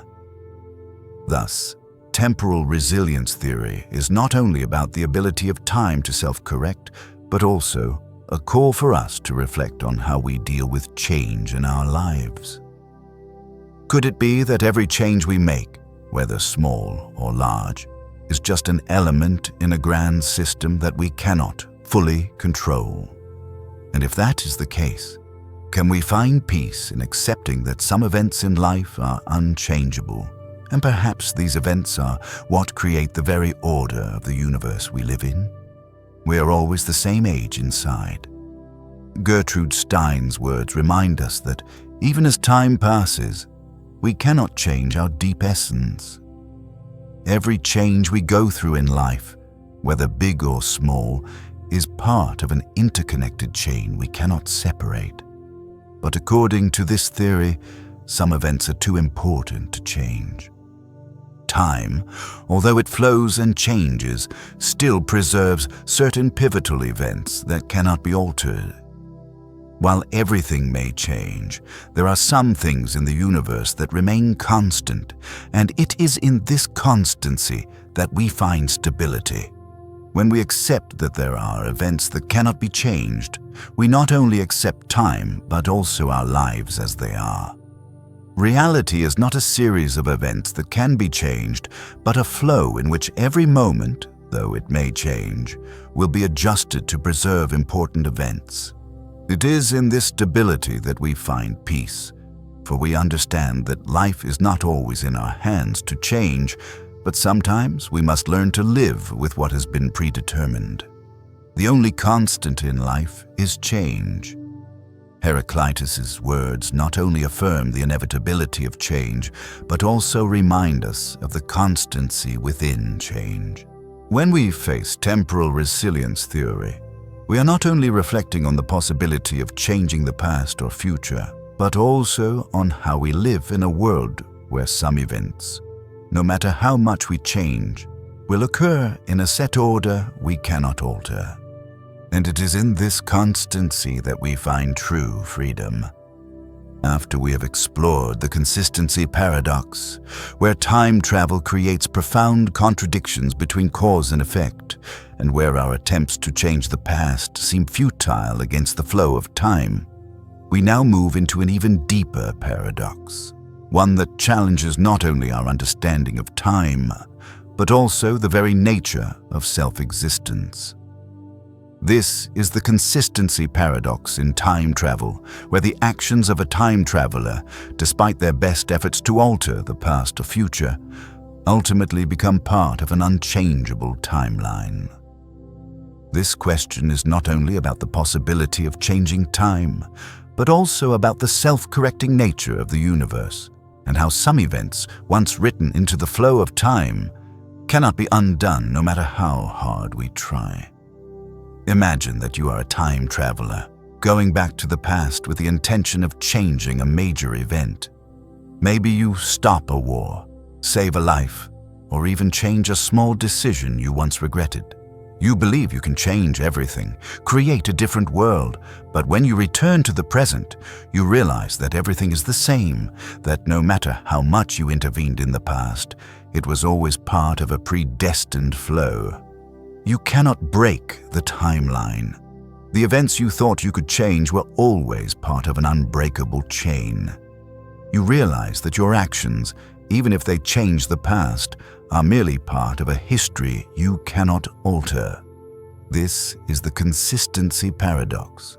The paradox of consistency, where no matter what you do in the past, you are still playing a part in a pre-written script. We are our choices. Jean-Paul Sartre's famous words open up a perspective on freedom and responsibility in life. But if we could travel through time and change the past, do we truly have the freedom to choose?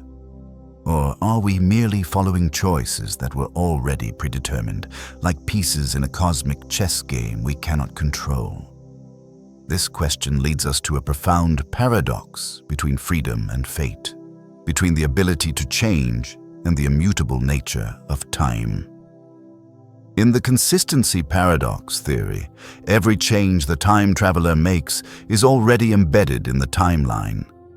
You cannot change the past without making every other event fall into place as it was meant to be. For example, if you travel back to the past to stop a war, this might create a peaceful future, but it could also prevent you from ever becoming a time traveler or from having a reason to return to the past in the first place. Every action you take in the past, even if it changes someone else's life, is still part of a series of events that were already predestined by the universe. This creates a closed causal loop, where every change leads to the events that have been predetermined. The past is never dead. It's not even past. William Faulkner's words speak to the notion that the past is inseparable from the present, an indelible part of the ongoing flow of time. In fact, through the consistency paradox, we realize that the past is not a part of time that has been completed, but an essential part of the continuous flow of life. Every event in the past, no matter how small or large, has played a crucial role in shaping the present and future. And in accepting that the past is an unchangeable part of this flow, we find peace, not in trying to change time, but in accepting that every event, every moment in the past, has its reason. Time, like a relentless wave, washes away all that stands in its path. Heraclitus's words are a testament to the unstoppable nature of time, but also a reminder that, even though we may change the past, time will self-correct and return everything to its rightful place. Time's flow, though disrupted, will ultimately find its way back to its natural course, because there are events that time cannot change. These are the core events critical to the evolution of this universe, and no matter how hard we try to alter them, they will always adjust themselves to preserve consistency. It is in this unchangeable nature that the consistency paradox offers us a new perspective on acceptance.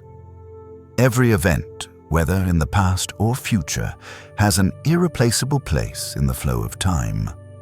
And as we face this unchangeable nature, we find a new kind of peace.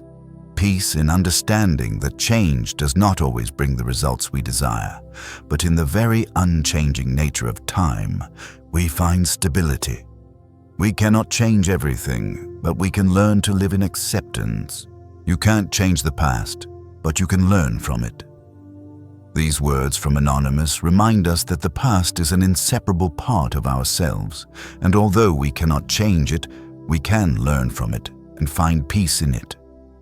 as we realize that the consistency paradox is a manifestation of a perfect cosmic system we cannot fully comprehend. We learn to live with time's flow, to face the events that have passed without trying to alter them. Every event, whether joyful or painful, carries a lesson, and when we learn from the past, we can change how we view the present and future.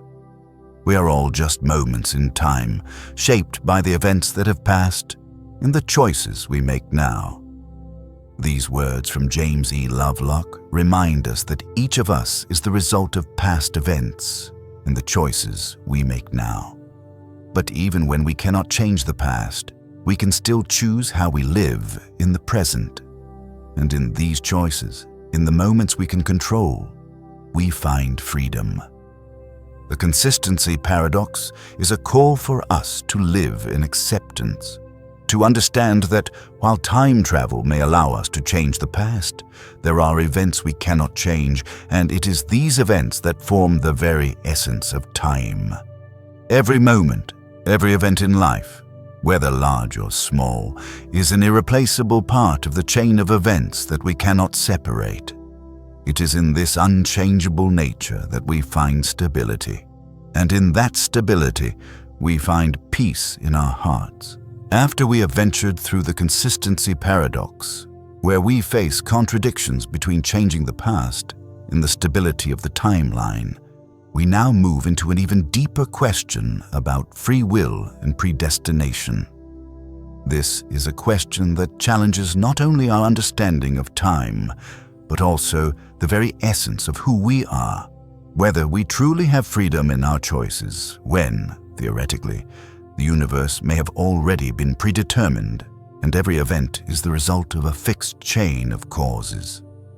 This is the concept of free will in deterministic universes, a philosophical discussion about free will in a universe where time and events may already be fixed, where every action, every choice we make, might have already been determined from the outset. Imagine that you are standing at a crossroads in life where you must make a choice. You might feel that this decision is yours, the result of your thoughts and emotions. But ask yourself if this universe is a deterministic system where every event has a predetermined cause. Is your choice truly free, or is it just the manifestation of a chain of events beyond your control?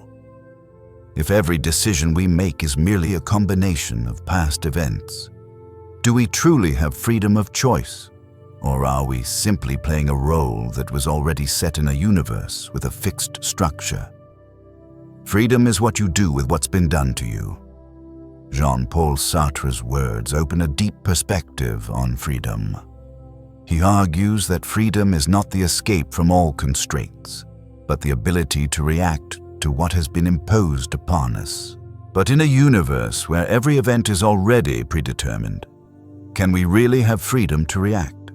Or is everything we do, whether it's reacting, choosing, or acting, simply the result of a chain of events we cannot escape? When facing the question of free will in deterministic universes, we must ask ourselves, can free will exist in a world where every event might have already been determined? If every event in the universe is the result of a cause already set, can we truly control our lives? Or are we just living in a series of events that were programmed long ago? In fact, the theory of a deterministic universe suggests that every choice we make is simply a reaction to factors already determined, whether by genetics, environment, or past events. And in that case, freedom may only be an illusion we create to feel in control of our lives. The future belongs to those who believe in the beauty of their dreams. Eleanor Roosevelt's words affirm that free will could be the ability to envision and pursue our dreams. But when we look at freedom this way, can we realize that it is just the result of events, influences beyond our control? If our dreams are products of events that were already set in motion, can we truly call them free? Free will, or freedom of choice, has been a debated concept in philosophy for thousands of years. But in a fixed universe, where every event is the result of causes that may have been set before, does freedom truly exist? Proponents of determinism argue that everything, from the grandest events to our smallest decisions, has a specific cause. Every action we take, no matter how free we feel, is simply the result of a chain of events that were set in motion. Meanwhile, proponents of free will argue that we have the power to choose, that we are not bound by external causes, and we can control our lives through every decision we make. Time is an illusion, lunchtime doubly so. Douglas Adams' words invoke a profound truth about how we understand time and freedom. If time is an illusion, could freedom also be just an illusion of our own? And if so, are we merely living in a series of choices that we think are free, but in reality, they were predetermined from the start? While the philosophy of free will and predestination remains an ongoing debate, we can find peace in accepting that every choice we make, whether it is free or predetermined, has its reason. Perhaps it is in the ambiguity of not fully understanding the nature of freedom that we find peace. Because in living with uncertainty, we learn how to love life with all the paradoxes and unpredictability it brings. I am not what happened to me. I am what I choose to become. Carl Jung's words affirm that we are not the result of what has happened to us, but the result of what we choose to become. But when faced with the question of whether our choices are truly free, we realize that the act of choosing to become a version of ourselves may simply be a combination of factors already determined. And in this realization, we find peace because we understand that each decision in this life, though perhaps predetermined, still holds the potential to create profound changes, and it is in those changes that we find true freedom. When we look at free will in deterministic universes, we see that free will is not the denial of external influences, but the understanding and acceptance that every change, no matter how big or small, creates a new flow, a new opportunity. In the combination of both freedom and predestination, we find peace because we understand that every choice holds within it a lesson, an opportunity to live and love. After we have explored the deep concepts of free will in deterministic universes, where free will and predestination are weighed in the balance of philosophy, we now continue our journey into an even more profound question about time and reality. This is the logical paradoxes of time travel, where we are faced with questions about the very nature of time, reality, and logic in a universe where every event can change and lead to unimaginable outcomes. These paradoxes not only confuse us about the possibility of changing the past or future, but also raise questions about the logic of these changes in a world with a natural order we cannot easily comprehend. Let's begin with one of the most famous paradoxes in time travel, the bootstrap paradox. Imagine you travel through time and bring back an ancient book, one that you believe will change everything. When you go back to the past and give the book to its author, you realize that this book is the one you brought back from the future, and it was you who wrote it. But looking back, you can't figure out who originally created the book because it only exists in a self-sustaining loop. This paradox of origin is a thing that exists without a clear origin, creating a self-sustaining causal chain, but without being able to identify who started it. Can we understand a universe where cause and effect are indistinguishable? And if so, does every event, even if changeable, merely replay what has already occurred? The future is already here. It's just not very evenly distributed. William Gibson's words open up a magical dimension of time, where every event can exist simultaneously in both the present and the future. But if time travel can change the past and create loops like those in the bootstrap paradox, does our reality truly exist as we think it does? Or are we simply living in a series of disconnected fragments that we cannot fully grasp the connections between? If everything can change, every event can disrupt the order, then how does logic function in a universe where these changes can happen but cannot be controlled? The logical paradoxes in time travel not only disrupt our understanding of time, but also the nature of reality itself. If time is not a straight flow, but a complex web of choices and interwoven events, can logic truly apply in an unpredictable world? How can we understand a universe where every event, no matter how small, could create profound changes we cannot see? What we know is a drop, what we don't know is an ocean. Isaac Newton's words highlight the vastness of knowledge and the limits of our understanding, but in the context of time travel and logical paradoxes, it serves as a reminder that when confronted with questions about time and reality, we only know a fraction of the universe. These logical paradoxes in time travel make us realize that not every answer can be found within the rules we already know, and often, it is in the things we cannot explain that we begin to understand the true nature of reality. This brings us to a deeper philosophical question. If we can travel through time and change the past, does that change truly disrupt everything, or is it just part of an inevitable chain of events? And if that is the case, can we understand the logic behind these events when everything can change but still remains in a self-sustaining loop? We live in an age of paradox, where the rules of logic are tested by every new discovery. Albert Einstein's words further clarify the complexity of this world. Time travel not only alters how we perceive time, but also forces us to reconsider logic, how every event in our lives connects and affects one another. When facing logical paradoxes like the bootstrap paradox or endless time loops, can we accept that our reality, and perhaps ourselves, may not fully conform to the logical laws we have come to understand? In a universe where every event can create a chain of unpredictable effects, can logic remain intact? If every event, whether in the past or future, can be altered and those changes could impact us, can we truly understand the nature of reality when everything can change at any given moment?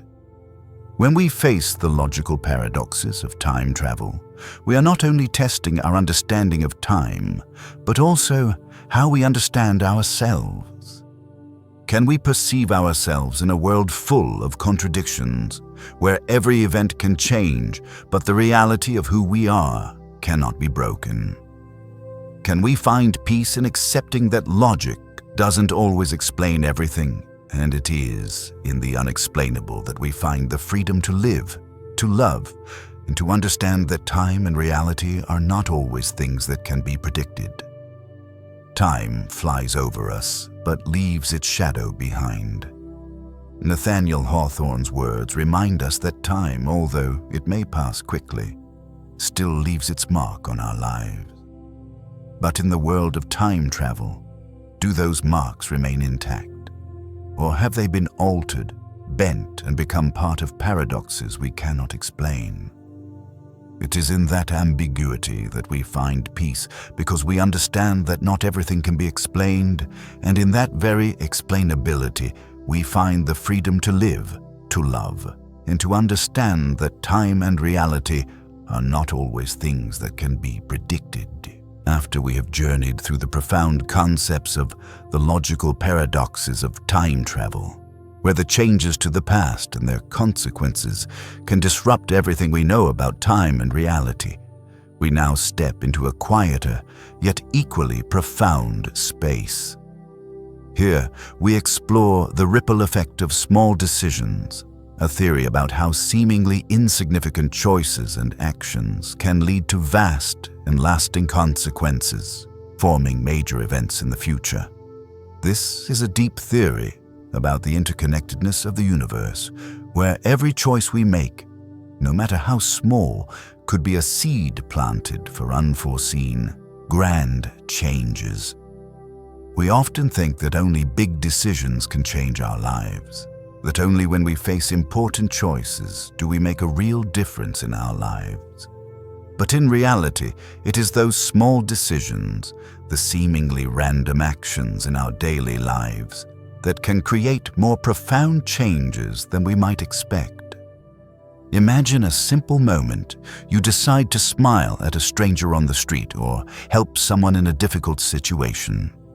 These actions may not immediately change anything, but they could have a deep impact on the other person, changing how they view life, and from there, creating a chain of events that you could never have anticipated. Perhaps that small smile will lead to a connection, a new friendship, or even change a life. The unexamined life is not worth living. Socrates' words affirm that a life without reflection cannot bring true meaning.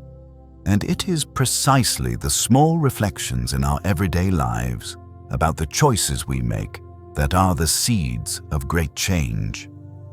We may not realize it, but the decisions we consider trivial, the act of replying to a message, listening to a friend, or helping someone in need, can all create a ripple effect that is invisible, yet powerful and profound.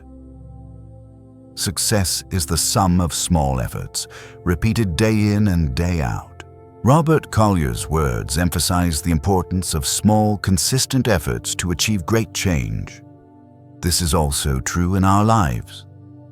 Small steps, daily decisions, even though they may not yield immediate results, can, over time, create immense change.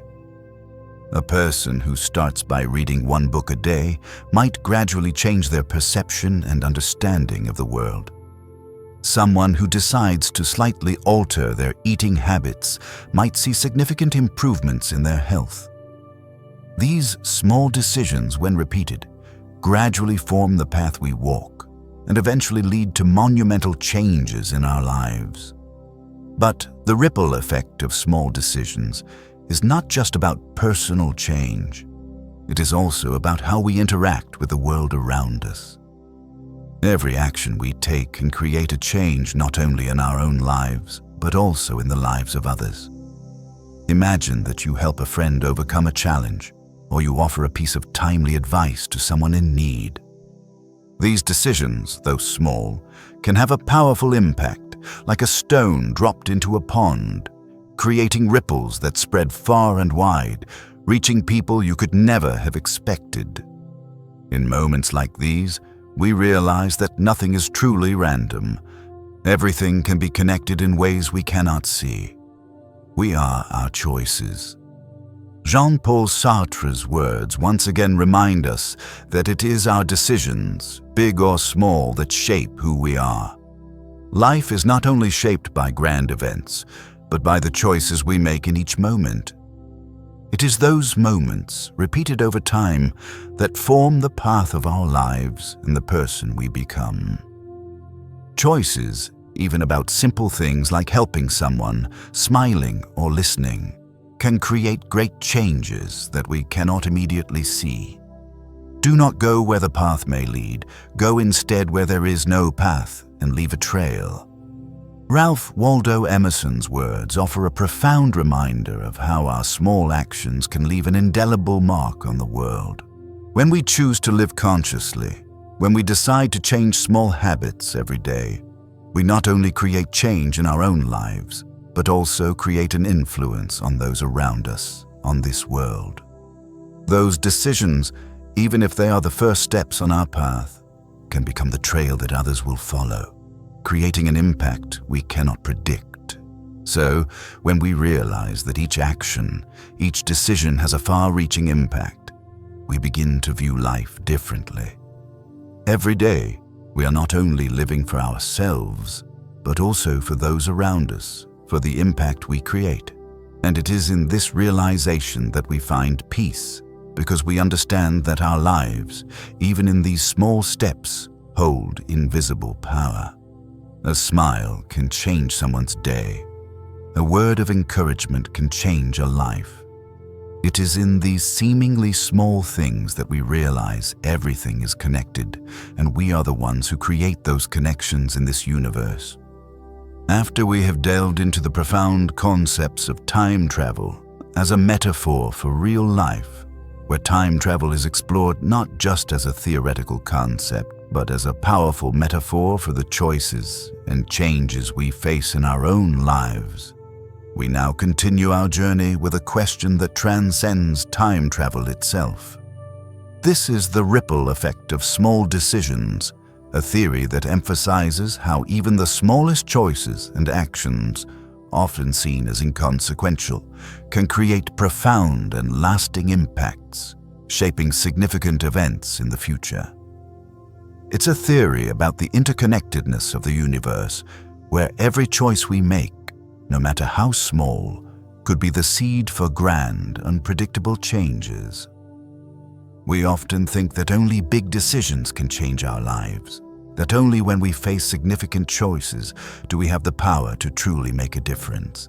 But in reality, it is the small decisions, the seemingly random actions in our daily lives, that can bring about deeper changes than we might expect. Imagine a simple moment. You decide to smile at a stranger on the street or help someone in a difficult situation. These actions may not cause an immediate change, but they could have a profound impact on another person, changing how they view life, and from there, creating a chain of events that you could never have anticipated. Perhaps that small smile will lead to a connection, a new friendship, or even change a life.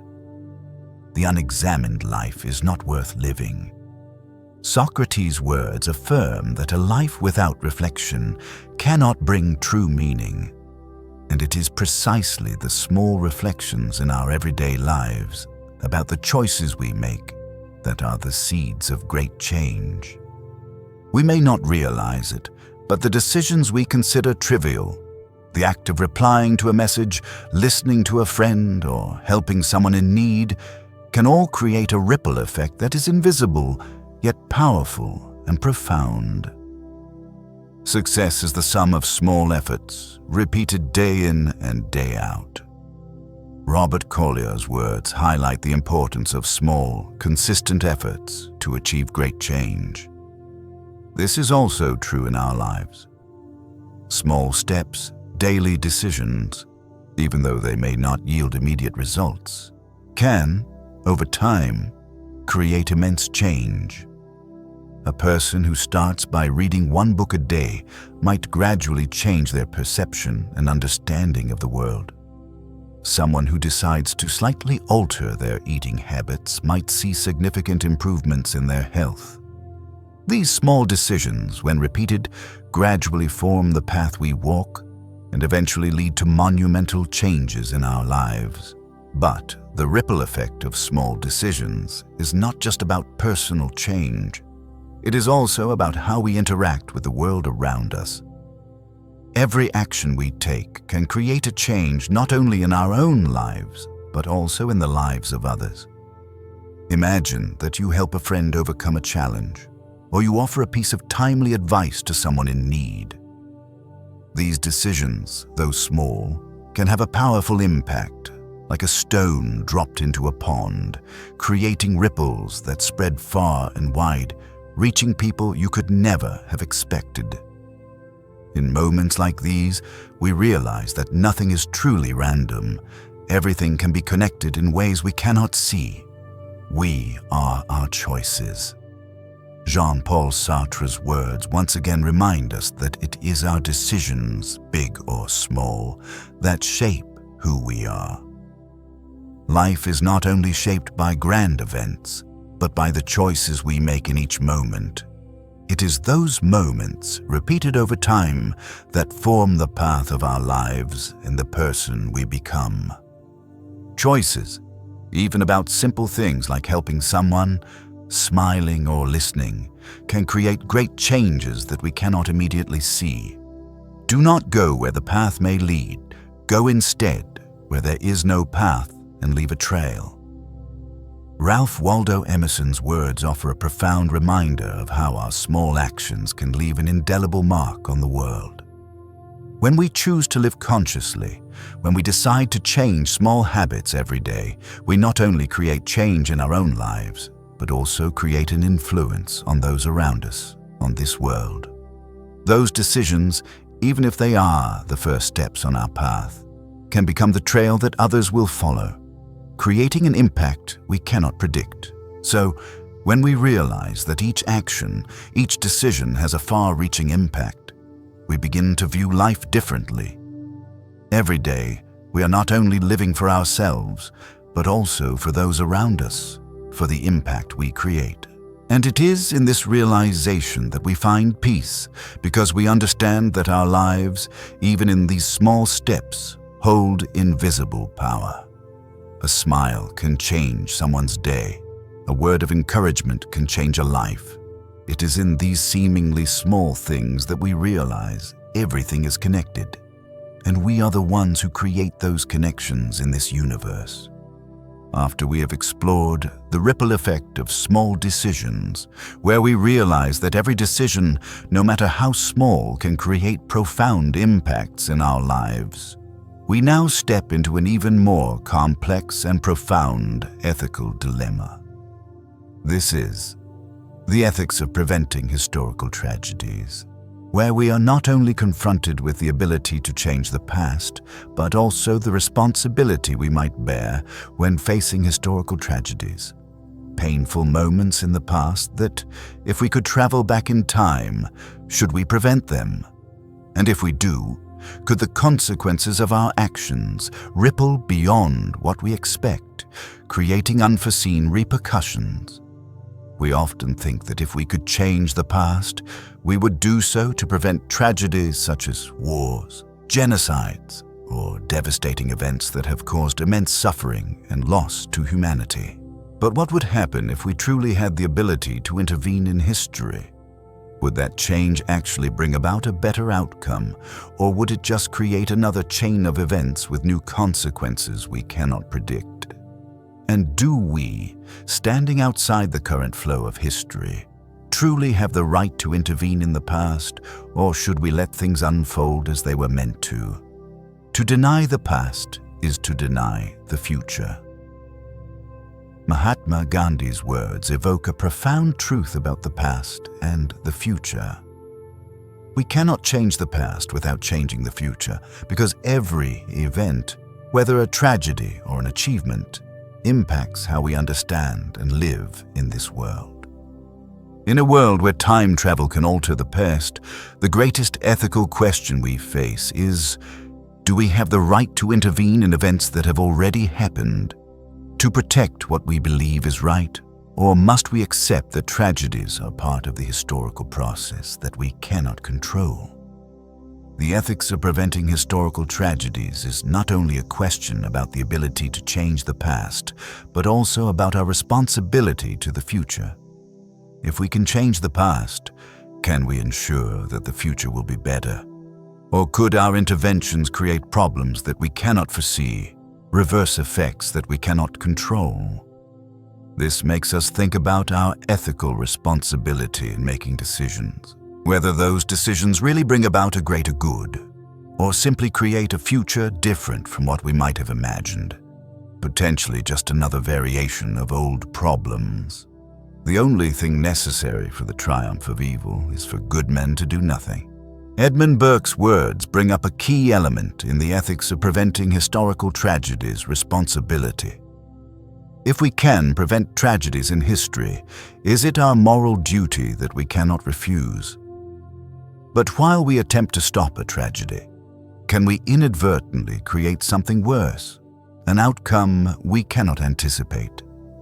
History, like a river, does not always flow according to our desires. Every action, every decision in the past could create a sequence of events beyond our control. While we can easily empathize with the pain and loss in historical tragedies, The ethics of preventing historical tragedies also requires us to think about the nature of intervening in events that have already occurred. If we change the past to stop a war, can we be sure that the result will be lasting peace? Or would we just change a series of events that we cannot control? And if we alter a major tragedy, are we intervening in a process of human development, an evolution that is essential to the formation of the world we live in? Those who cannot remember the past are condemned to repeat it. George Santayana's famous quote warns us of the danger of forgetting the past, but in a world where we can intervene in the past, are we risking the loss of an opportunity to learn from it? Could changing the past cause us to forget important lessons we need to learn? Or could it be that in those very tragedies, we find growth, change, and opportunities to build a better future? When we face the ethics of preventing historical tragedies, we realize that not every action can be taken without consequences. The decisions we make, whether to prevent a tragedy in the past or to uphold a value, can create deep and unpredictable effects. It is in this unpredictability that we realize we cannot control every event, but we can learn from them, and in that learning, we find peace. The past is never dead. It's not even past. William Faulkner's words remind us that the past is not something that has passed. It is an inseparable part of the flow of life. It is in facing the past, in accepting that we cannot change everything, that we find acceptance. We may not be able to change historical tragedies, but we can learn from them. And in each learning, we can create a better world. After we have explored the profound questions surrounding the ethics of preventing historical tragedies, where altering the past can lead to unpredictable consequences, we now step into a new and equally challenging question about the origin and nature of knowledge. This is Theories on the Origin of Knowledge, a paradox about knowledge existing without a clear origin, particularly in the context of time travel, where knowledge seems to come from the future. This is not just a philosophical question, but an expansion of thought about the essence of understanding and the connection between the past, present, and future. In a world full of such paradoxes, knowledge may exist without a clear origin, and the question is, do we truly understand the emergence of knowledge? Or is it simply the result of a chain of events we cannot perceive? Imagine that through time travel, you could bring back knowledge from the future, knowledge that transcends the limitations of time and space. If this were possible, would knowledge truly originate from a certain point? Or is it simply a reflection of events that have already happened or will happen in the future? Could it be that all the knowledge we have, whether about the nature of the universe or ourselves, is just the rediscovery of truths planted in the past? Truths we are only now uncovering from a different point in time. All knowledge is but remembrance.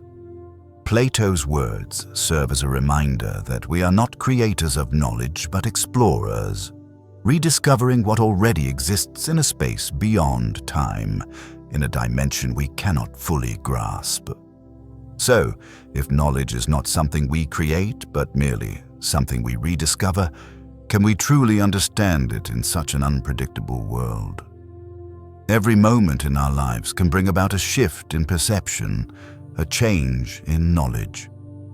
But if knowledge truly is only a recollection from the future, from events we have yet to experience, can we call it understanding? Or is it merely a form of learning what has already been known? Something preordained in the flow of time. The unexamined life is not worth living. Socrates' words provide a deep reminder about living consciously and reflecting on our lives. But if knowledge is something we cannot create but only recollect, can we still live a meaningful life? Can our awareness of knowledge help us explore ourselves and the world, or are we simply recreating what was preordained? Knowledge may not be something we create, but can it help us master our lives? Or is it merely part of a system we cannot control? Theories on the origin of knowledge is not just a question about how knowledge arises, but also about its very nature. If knowledge is truly just recollection, as Plato said, could all our understanding, all our discoveries in life, simply be the act of recreating what has already existed? And if so, can we truly understand the development of knowledge? Or is it simply a series of predetermined events? A reenactment of truths we cannot create? We may change our lives, but can we change the way we understand this world? Knowledge is power. Francis Bacon's famous quote provides a view of knowledge as a tool for change and control. But in the context of time travel, when knowledge can be passed back from the future to the past, is knowledge truly power? Can we really use knowledge to change the world, or is it just part of an unbreakable cycle where every event is already predetermined? Knowledge can be a powerful tool, but when time and space become mutable, can we control this power? Or are we merely living in a reality that we cannot fully grasp? These questions bring us to the essence of understanding and creation in the universe. Knowledge is not just the information we take in, but the connection between us, the past, present, and future. When time travel can alter what we know, can we understand that knowledge is not part of time, but part of a series of interconnected events? And if knowledge can come back from the future, can we live with the understanding that we are not creators of knowledge, but explorers rediscovering it, uncovering truths that have already existed in a dimension we cannot fully see? Time is an illusion. Albert Einstein's words have long reminded us of time's elusive nature, and in this illusion, we find knowledge. Knowledge is not a fixed entity, but a part of an ongoing process, where each discovery is a connection between events that have happened, are happening, and will happen. And in the illusion of time, we realize that knowledge is not something we create, but something that connects us to the world, a connection that we cannot fully understand but can still experience. The mind is everything. What you think you become. Buddha's teachings emphasize the mind as the key to understanding ourselves and the world around us. But in theories on the origin of knowledge, the question is whether the mind truly creates knowledge, or whether the mind is just a part of a chain of connections we cannot fully see. As we become aware of time and knowledge, can we understand that every piece of knowledge we have is merely a reflection of events we cannot completely control? When we face theories on the origin of knowledge, we are not just facing a question about understanding, but also about the essence of who we are, about how we connect with time and the universe. Knowledge is not part of the material world, but part of a larger system where each moment, each event, could create profound changes in how we perceive and understand this world. And it is in this chain that we find peace. For we understand that knowledge is not something we can control, but a part of an endless chain, a chain we cannot fully see, but can still live and love within. After we have explored quantum consciousness, where we delve into the mysterious connection between quantum mechanics and consciousness, we now venture into a new realm where profound questions about knowledge, time, and reality come to the forefront.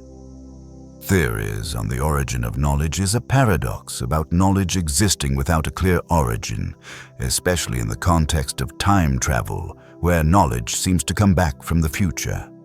This isn't just a philosophical question, but an extension of thought about the nature of understanding and the interconnectedness of the past, present, and future. In such a paradoxical world, knowledge might exist without a clear origin. And the question arises, do we truly understand the emergence of knowledge, or is it simply the result of a chain of events we cannot perceive? When we imagine time travel, We often think of it as a mechanism for bringing back knowledge from the future, a knowledge that can transcend the limitations of time and space. If this were possible, could knowledge truly originate from a specific source? Or is it just a reflection of events that have already happened or will happen in the future? Could it be that all the knowledge we possess, whether about the nature of the universe or ourselves, is simply a rediscovery of truths planted in the past, truths we are uncovering from a different point in time? Plato's words, "All knowledge is but remembrance," remind us that we do not create knowledge but rediscover what already exists in a dimension beyond time, in a realm we cannot fully understand. So, if knowledge is not something we create but something we rediscover, can we truly understand it in such an unpredictable world? Every moment in our lives can bring about a shift in perception, a change in knowledge. But if knowledge truly is just a recollection from the future, from events we have yet to experience, can we call it understanding? Or is it merely a form of learning what has already been known, something preordained in the flow of time? Socrates once said, "The unexamined life is not worth living." His words serve as a reminder of the importance of living consciously and reflecting on our lives. But if knowledge is something we cannot create, but only recollect, can we still live a meaningful life? Can our awareness of knowledge help us explore ourselves and the world, or are we simply recreating what was preordained? Knowledge may not be something we create, but can it help us master our lives? Or is it merely part of a system we cannot control? Theories on the origin of knowledge is not just a question about how knowledge arises, but also about its very nature. If knowledge is truly just recollection, as Plato said, could all our understanding, all our discoveries in life, simply be the act of recreating what has already existed? And if so, can we truly understand the development of knowledge? Or is it simply a series of predetermined events, a reenactment of truths we cannot create? We may change our lives, but can we change the way we understand this world? Francis Bacon famously said, "Knowledge is power," offering a view of knowledge as a tool for change and control. But in the context of time travel, when knowledge can be passed back from the future to the past, is knowledge truly power? Can we really use knowledge to change the world, or is it just part of an unbreakable cycle where every event is already predetermined?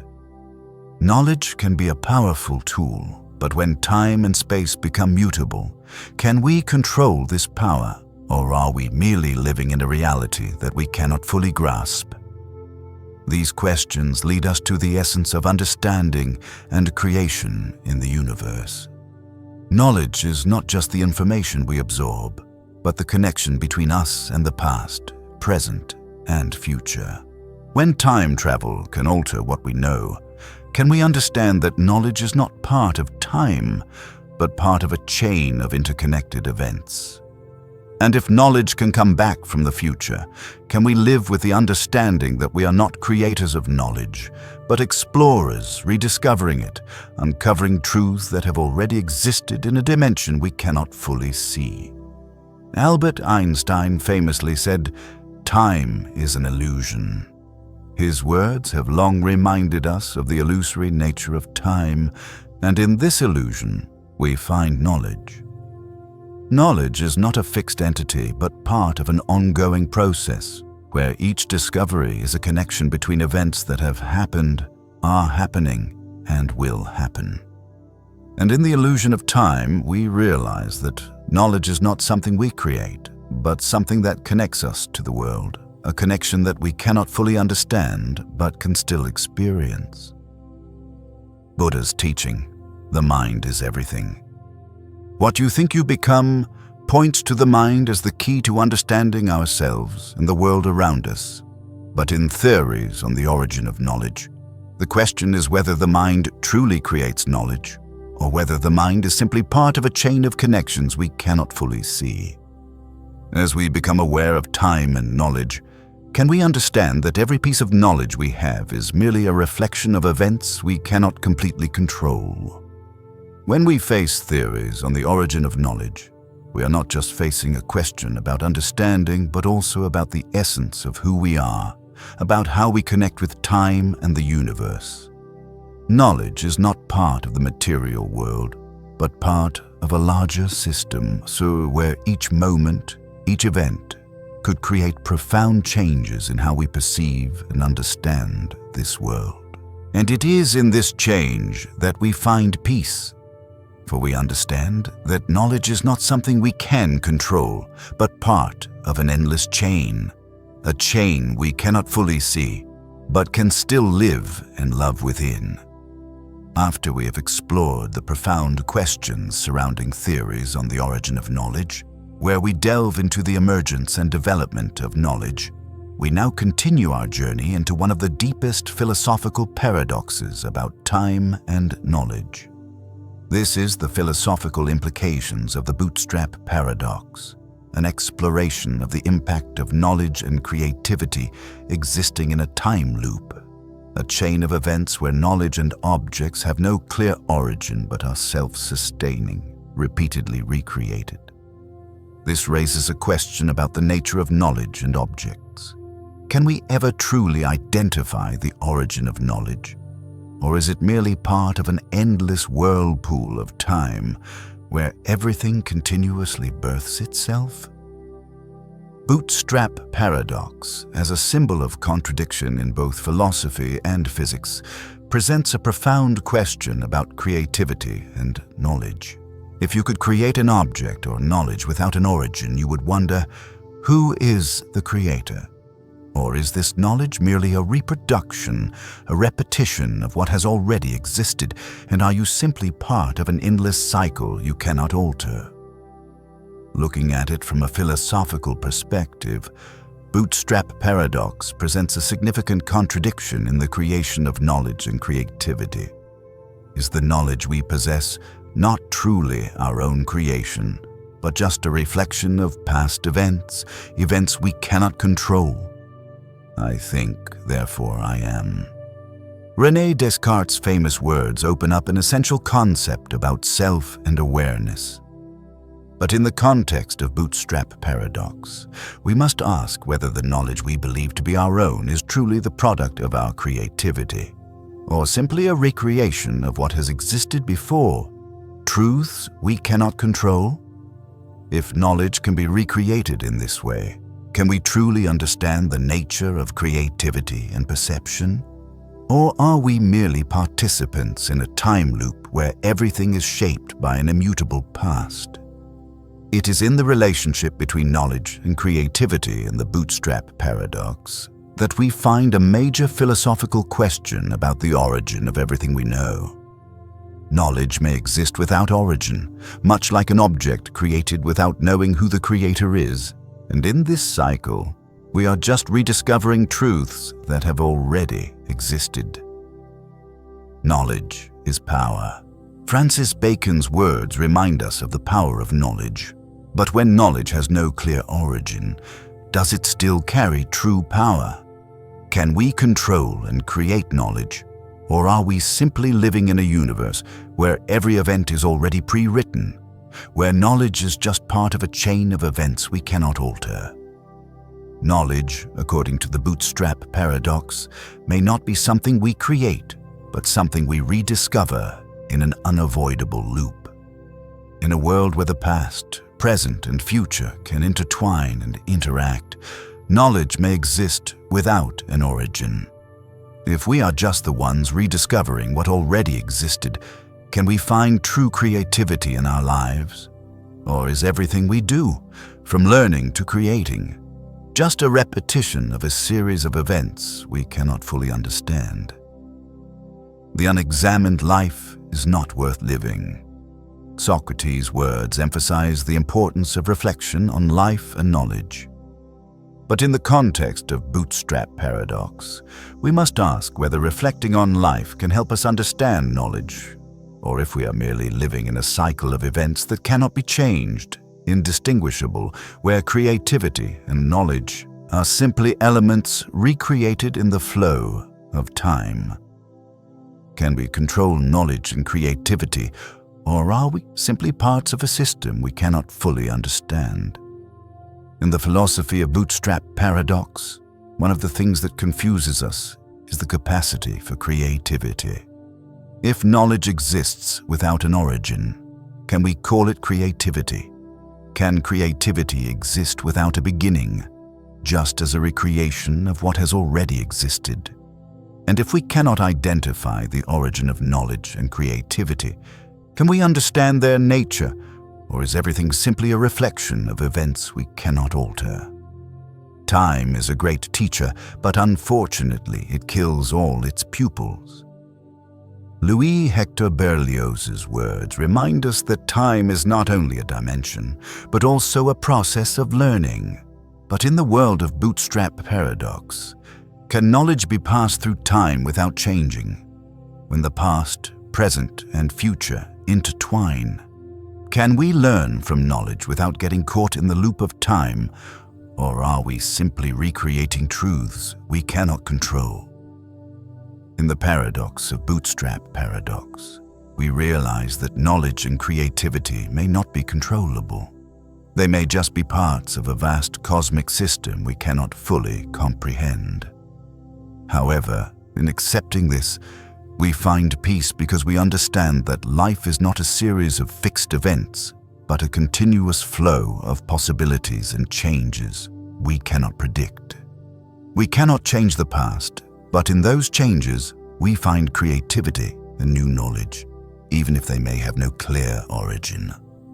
After we have delved into the profound questions of personal identity and time travel, where time travel challenges fundamental ideas about personal identity and how actions in the past can affect future versions of ourselves, we now continue with an even deeper exploration. This is a question not only about time, but about the essence of who we are, the concept of free will in deterministic universes.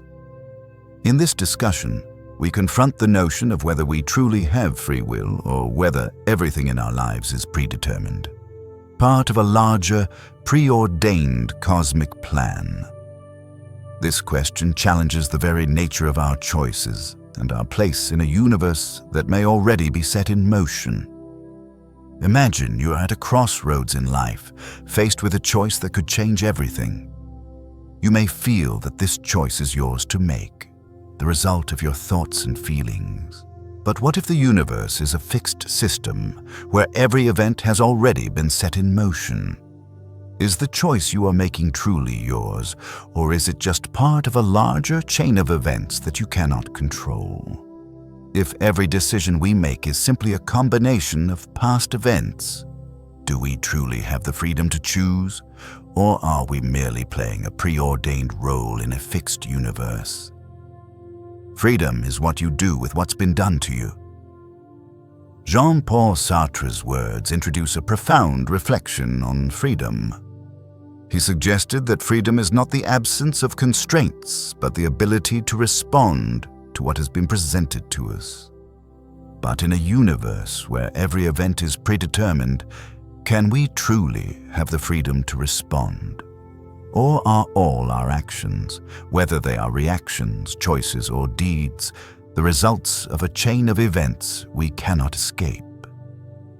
In the world of free will in deterministic universes, we must ask ourselves whether free will can exist in a world where every event may have been predetermined. If everything in the universe is the result of a cause that has already been established, can we really control our lives? Or are we simply living out a series of events that were scripted long ago? In fact, the theory of a deterministic universe suggests that every choice we make is simply a reaction to factors that have already been determined, whether genetic, environmental, or past events. And in this context, free will becomes an illusion we create to feel that we control our lives. The future belongs to those who believe in the beauty of their dreams. Eleanor Roosevelt's words assert that free will could be the ability to visualize and pursue our dreams. But when we view free will this way, can we realize that it might simply be the result of predetermined factors in the past? If our dreams are products of events and influences outside our control, can we still call them free? Free will has been a topic of philosophical discussion for millennia.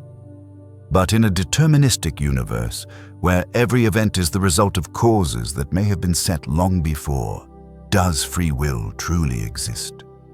Supporters of determinism argue that everything, from the grand events to the smallest decisions we make, has a specific cause. Every action we take, no matter how free we feel, is simply the result of a chain of events already set in motion.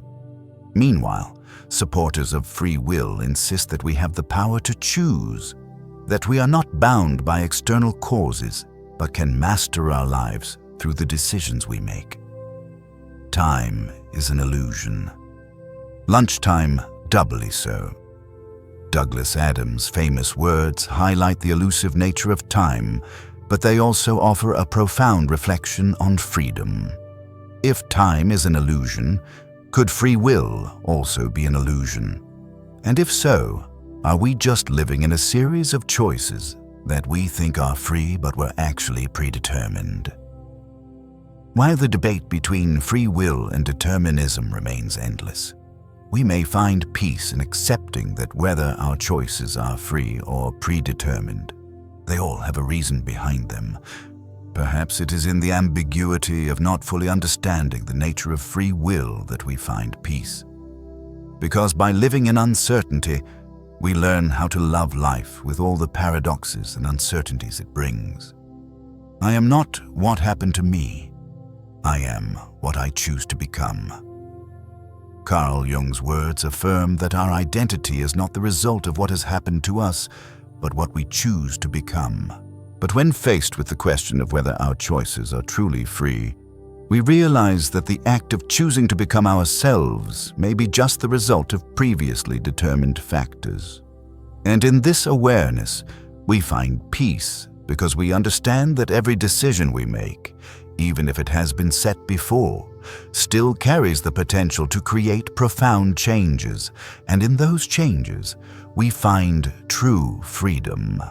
When we look at free will in deterministic universes, we see that free will is not the denial of external influences, but the understanding and acceptance that every change, whether big or small, creates a new flow, a new opportunity.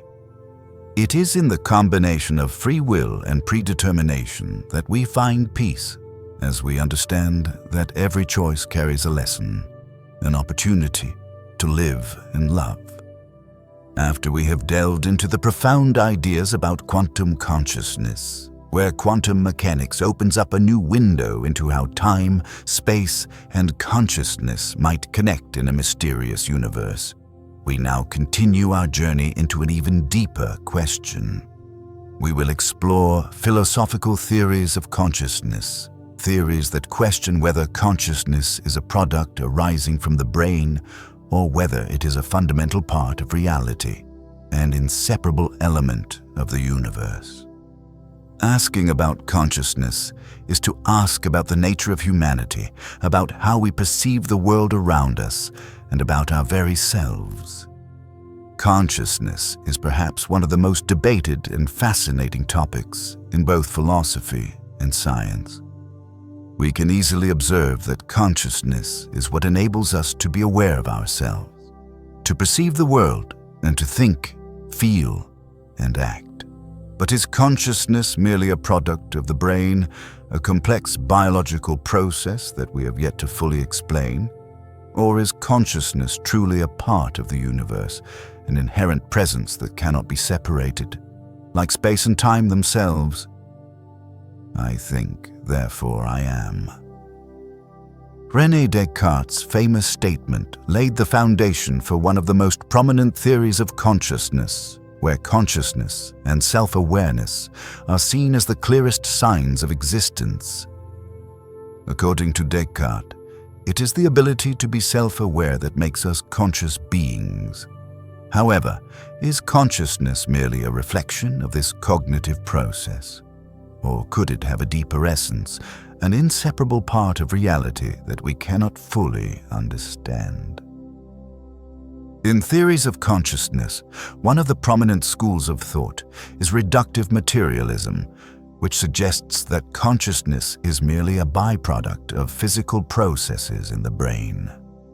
According to this view, when the brain functions and neurons communicate with each other, consciousness is simply the result of these processes, and there is nothing immaterial or mystical about it. This understanding aligns with modern scientific views where everything in the universe can be explained by physics, chemistry, and biology. The brain is the most complex thing we know of in the universe. What you think and what you feel arises from the complex interactions between the neurons. David Eagleman's words imply that if we accept this theory, all our thoughts and emotions are simply biological responses of the brain, built from electrical impulses between neurons. But does such simplicity truly explain everything about consciousness? If consciousness is merely the result of brain activity, why do we experience it in such a unique and subjective way? We are what we think. Buddha's words open up another layer in this discussion. If we are merely products of the brain, why do each of us experience consciousness in such a personal way, with deep emotions and thoughts that no one else can fully share?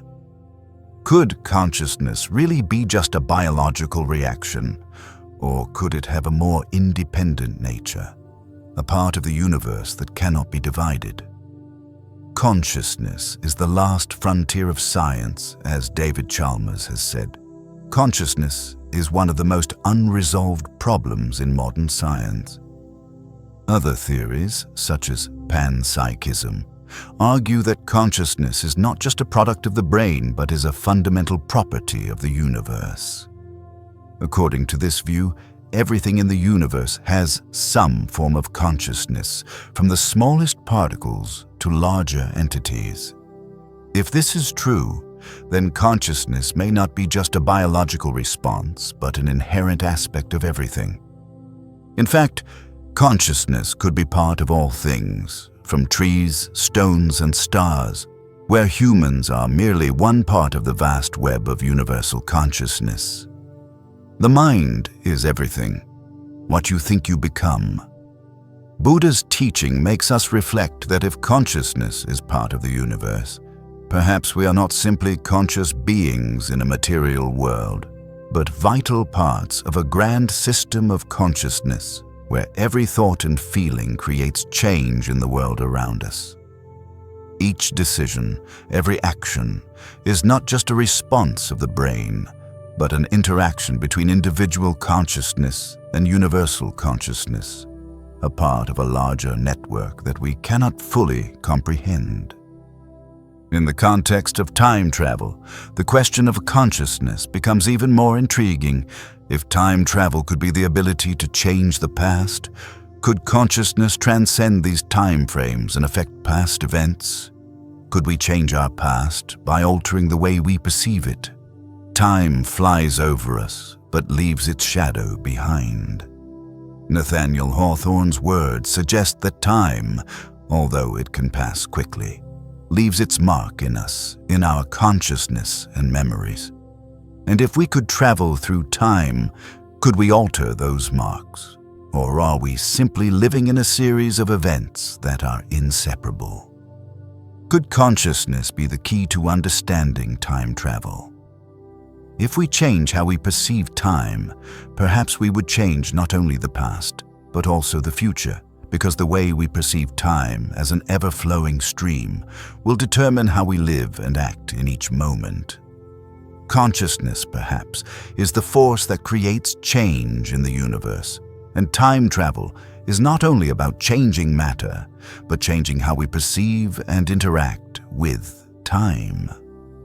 The future is already here. It's just not very evenly distributed. William Gibson pointed out the miraculous nature of time. The future is not a singular destination, but a collection of possibilities that exist simultaneously with the present. While science has yet to fully explain quantum mechanics or the relationship between consciousness and the universe, perhaps consciousness is the element that connects us to these possibilities, those time frames we cannot yet see but can still sense. As we have journeyed through the profound questions in time travel's impact on human understanding, where time travel challenges our understanding of time, identity, and consciousness, we now find ourselves contemplating the final question. What does all of this mean for our human experience and the way we navigate the passage of time? Time travel has often been depicted as a fantastical concept in literature and science fiction, allowing characters to move through the fabric of time, changing events and exploring alternate realities. But in the context of human understanding, time travel is more than just a theoretical possibility. It serves as a powerful metaphor for the way we perceive our choices, actions, and their consequences in our daily lives.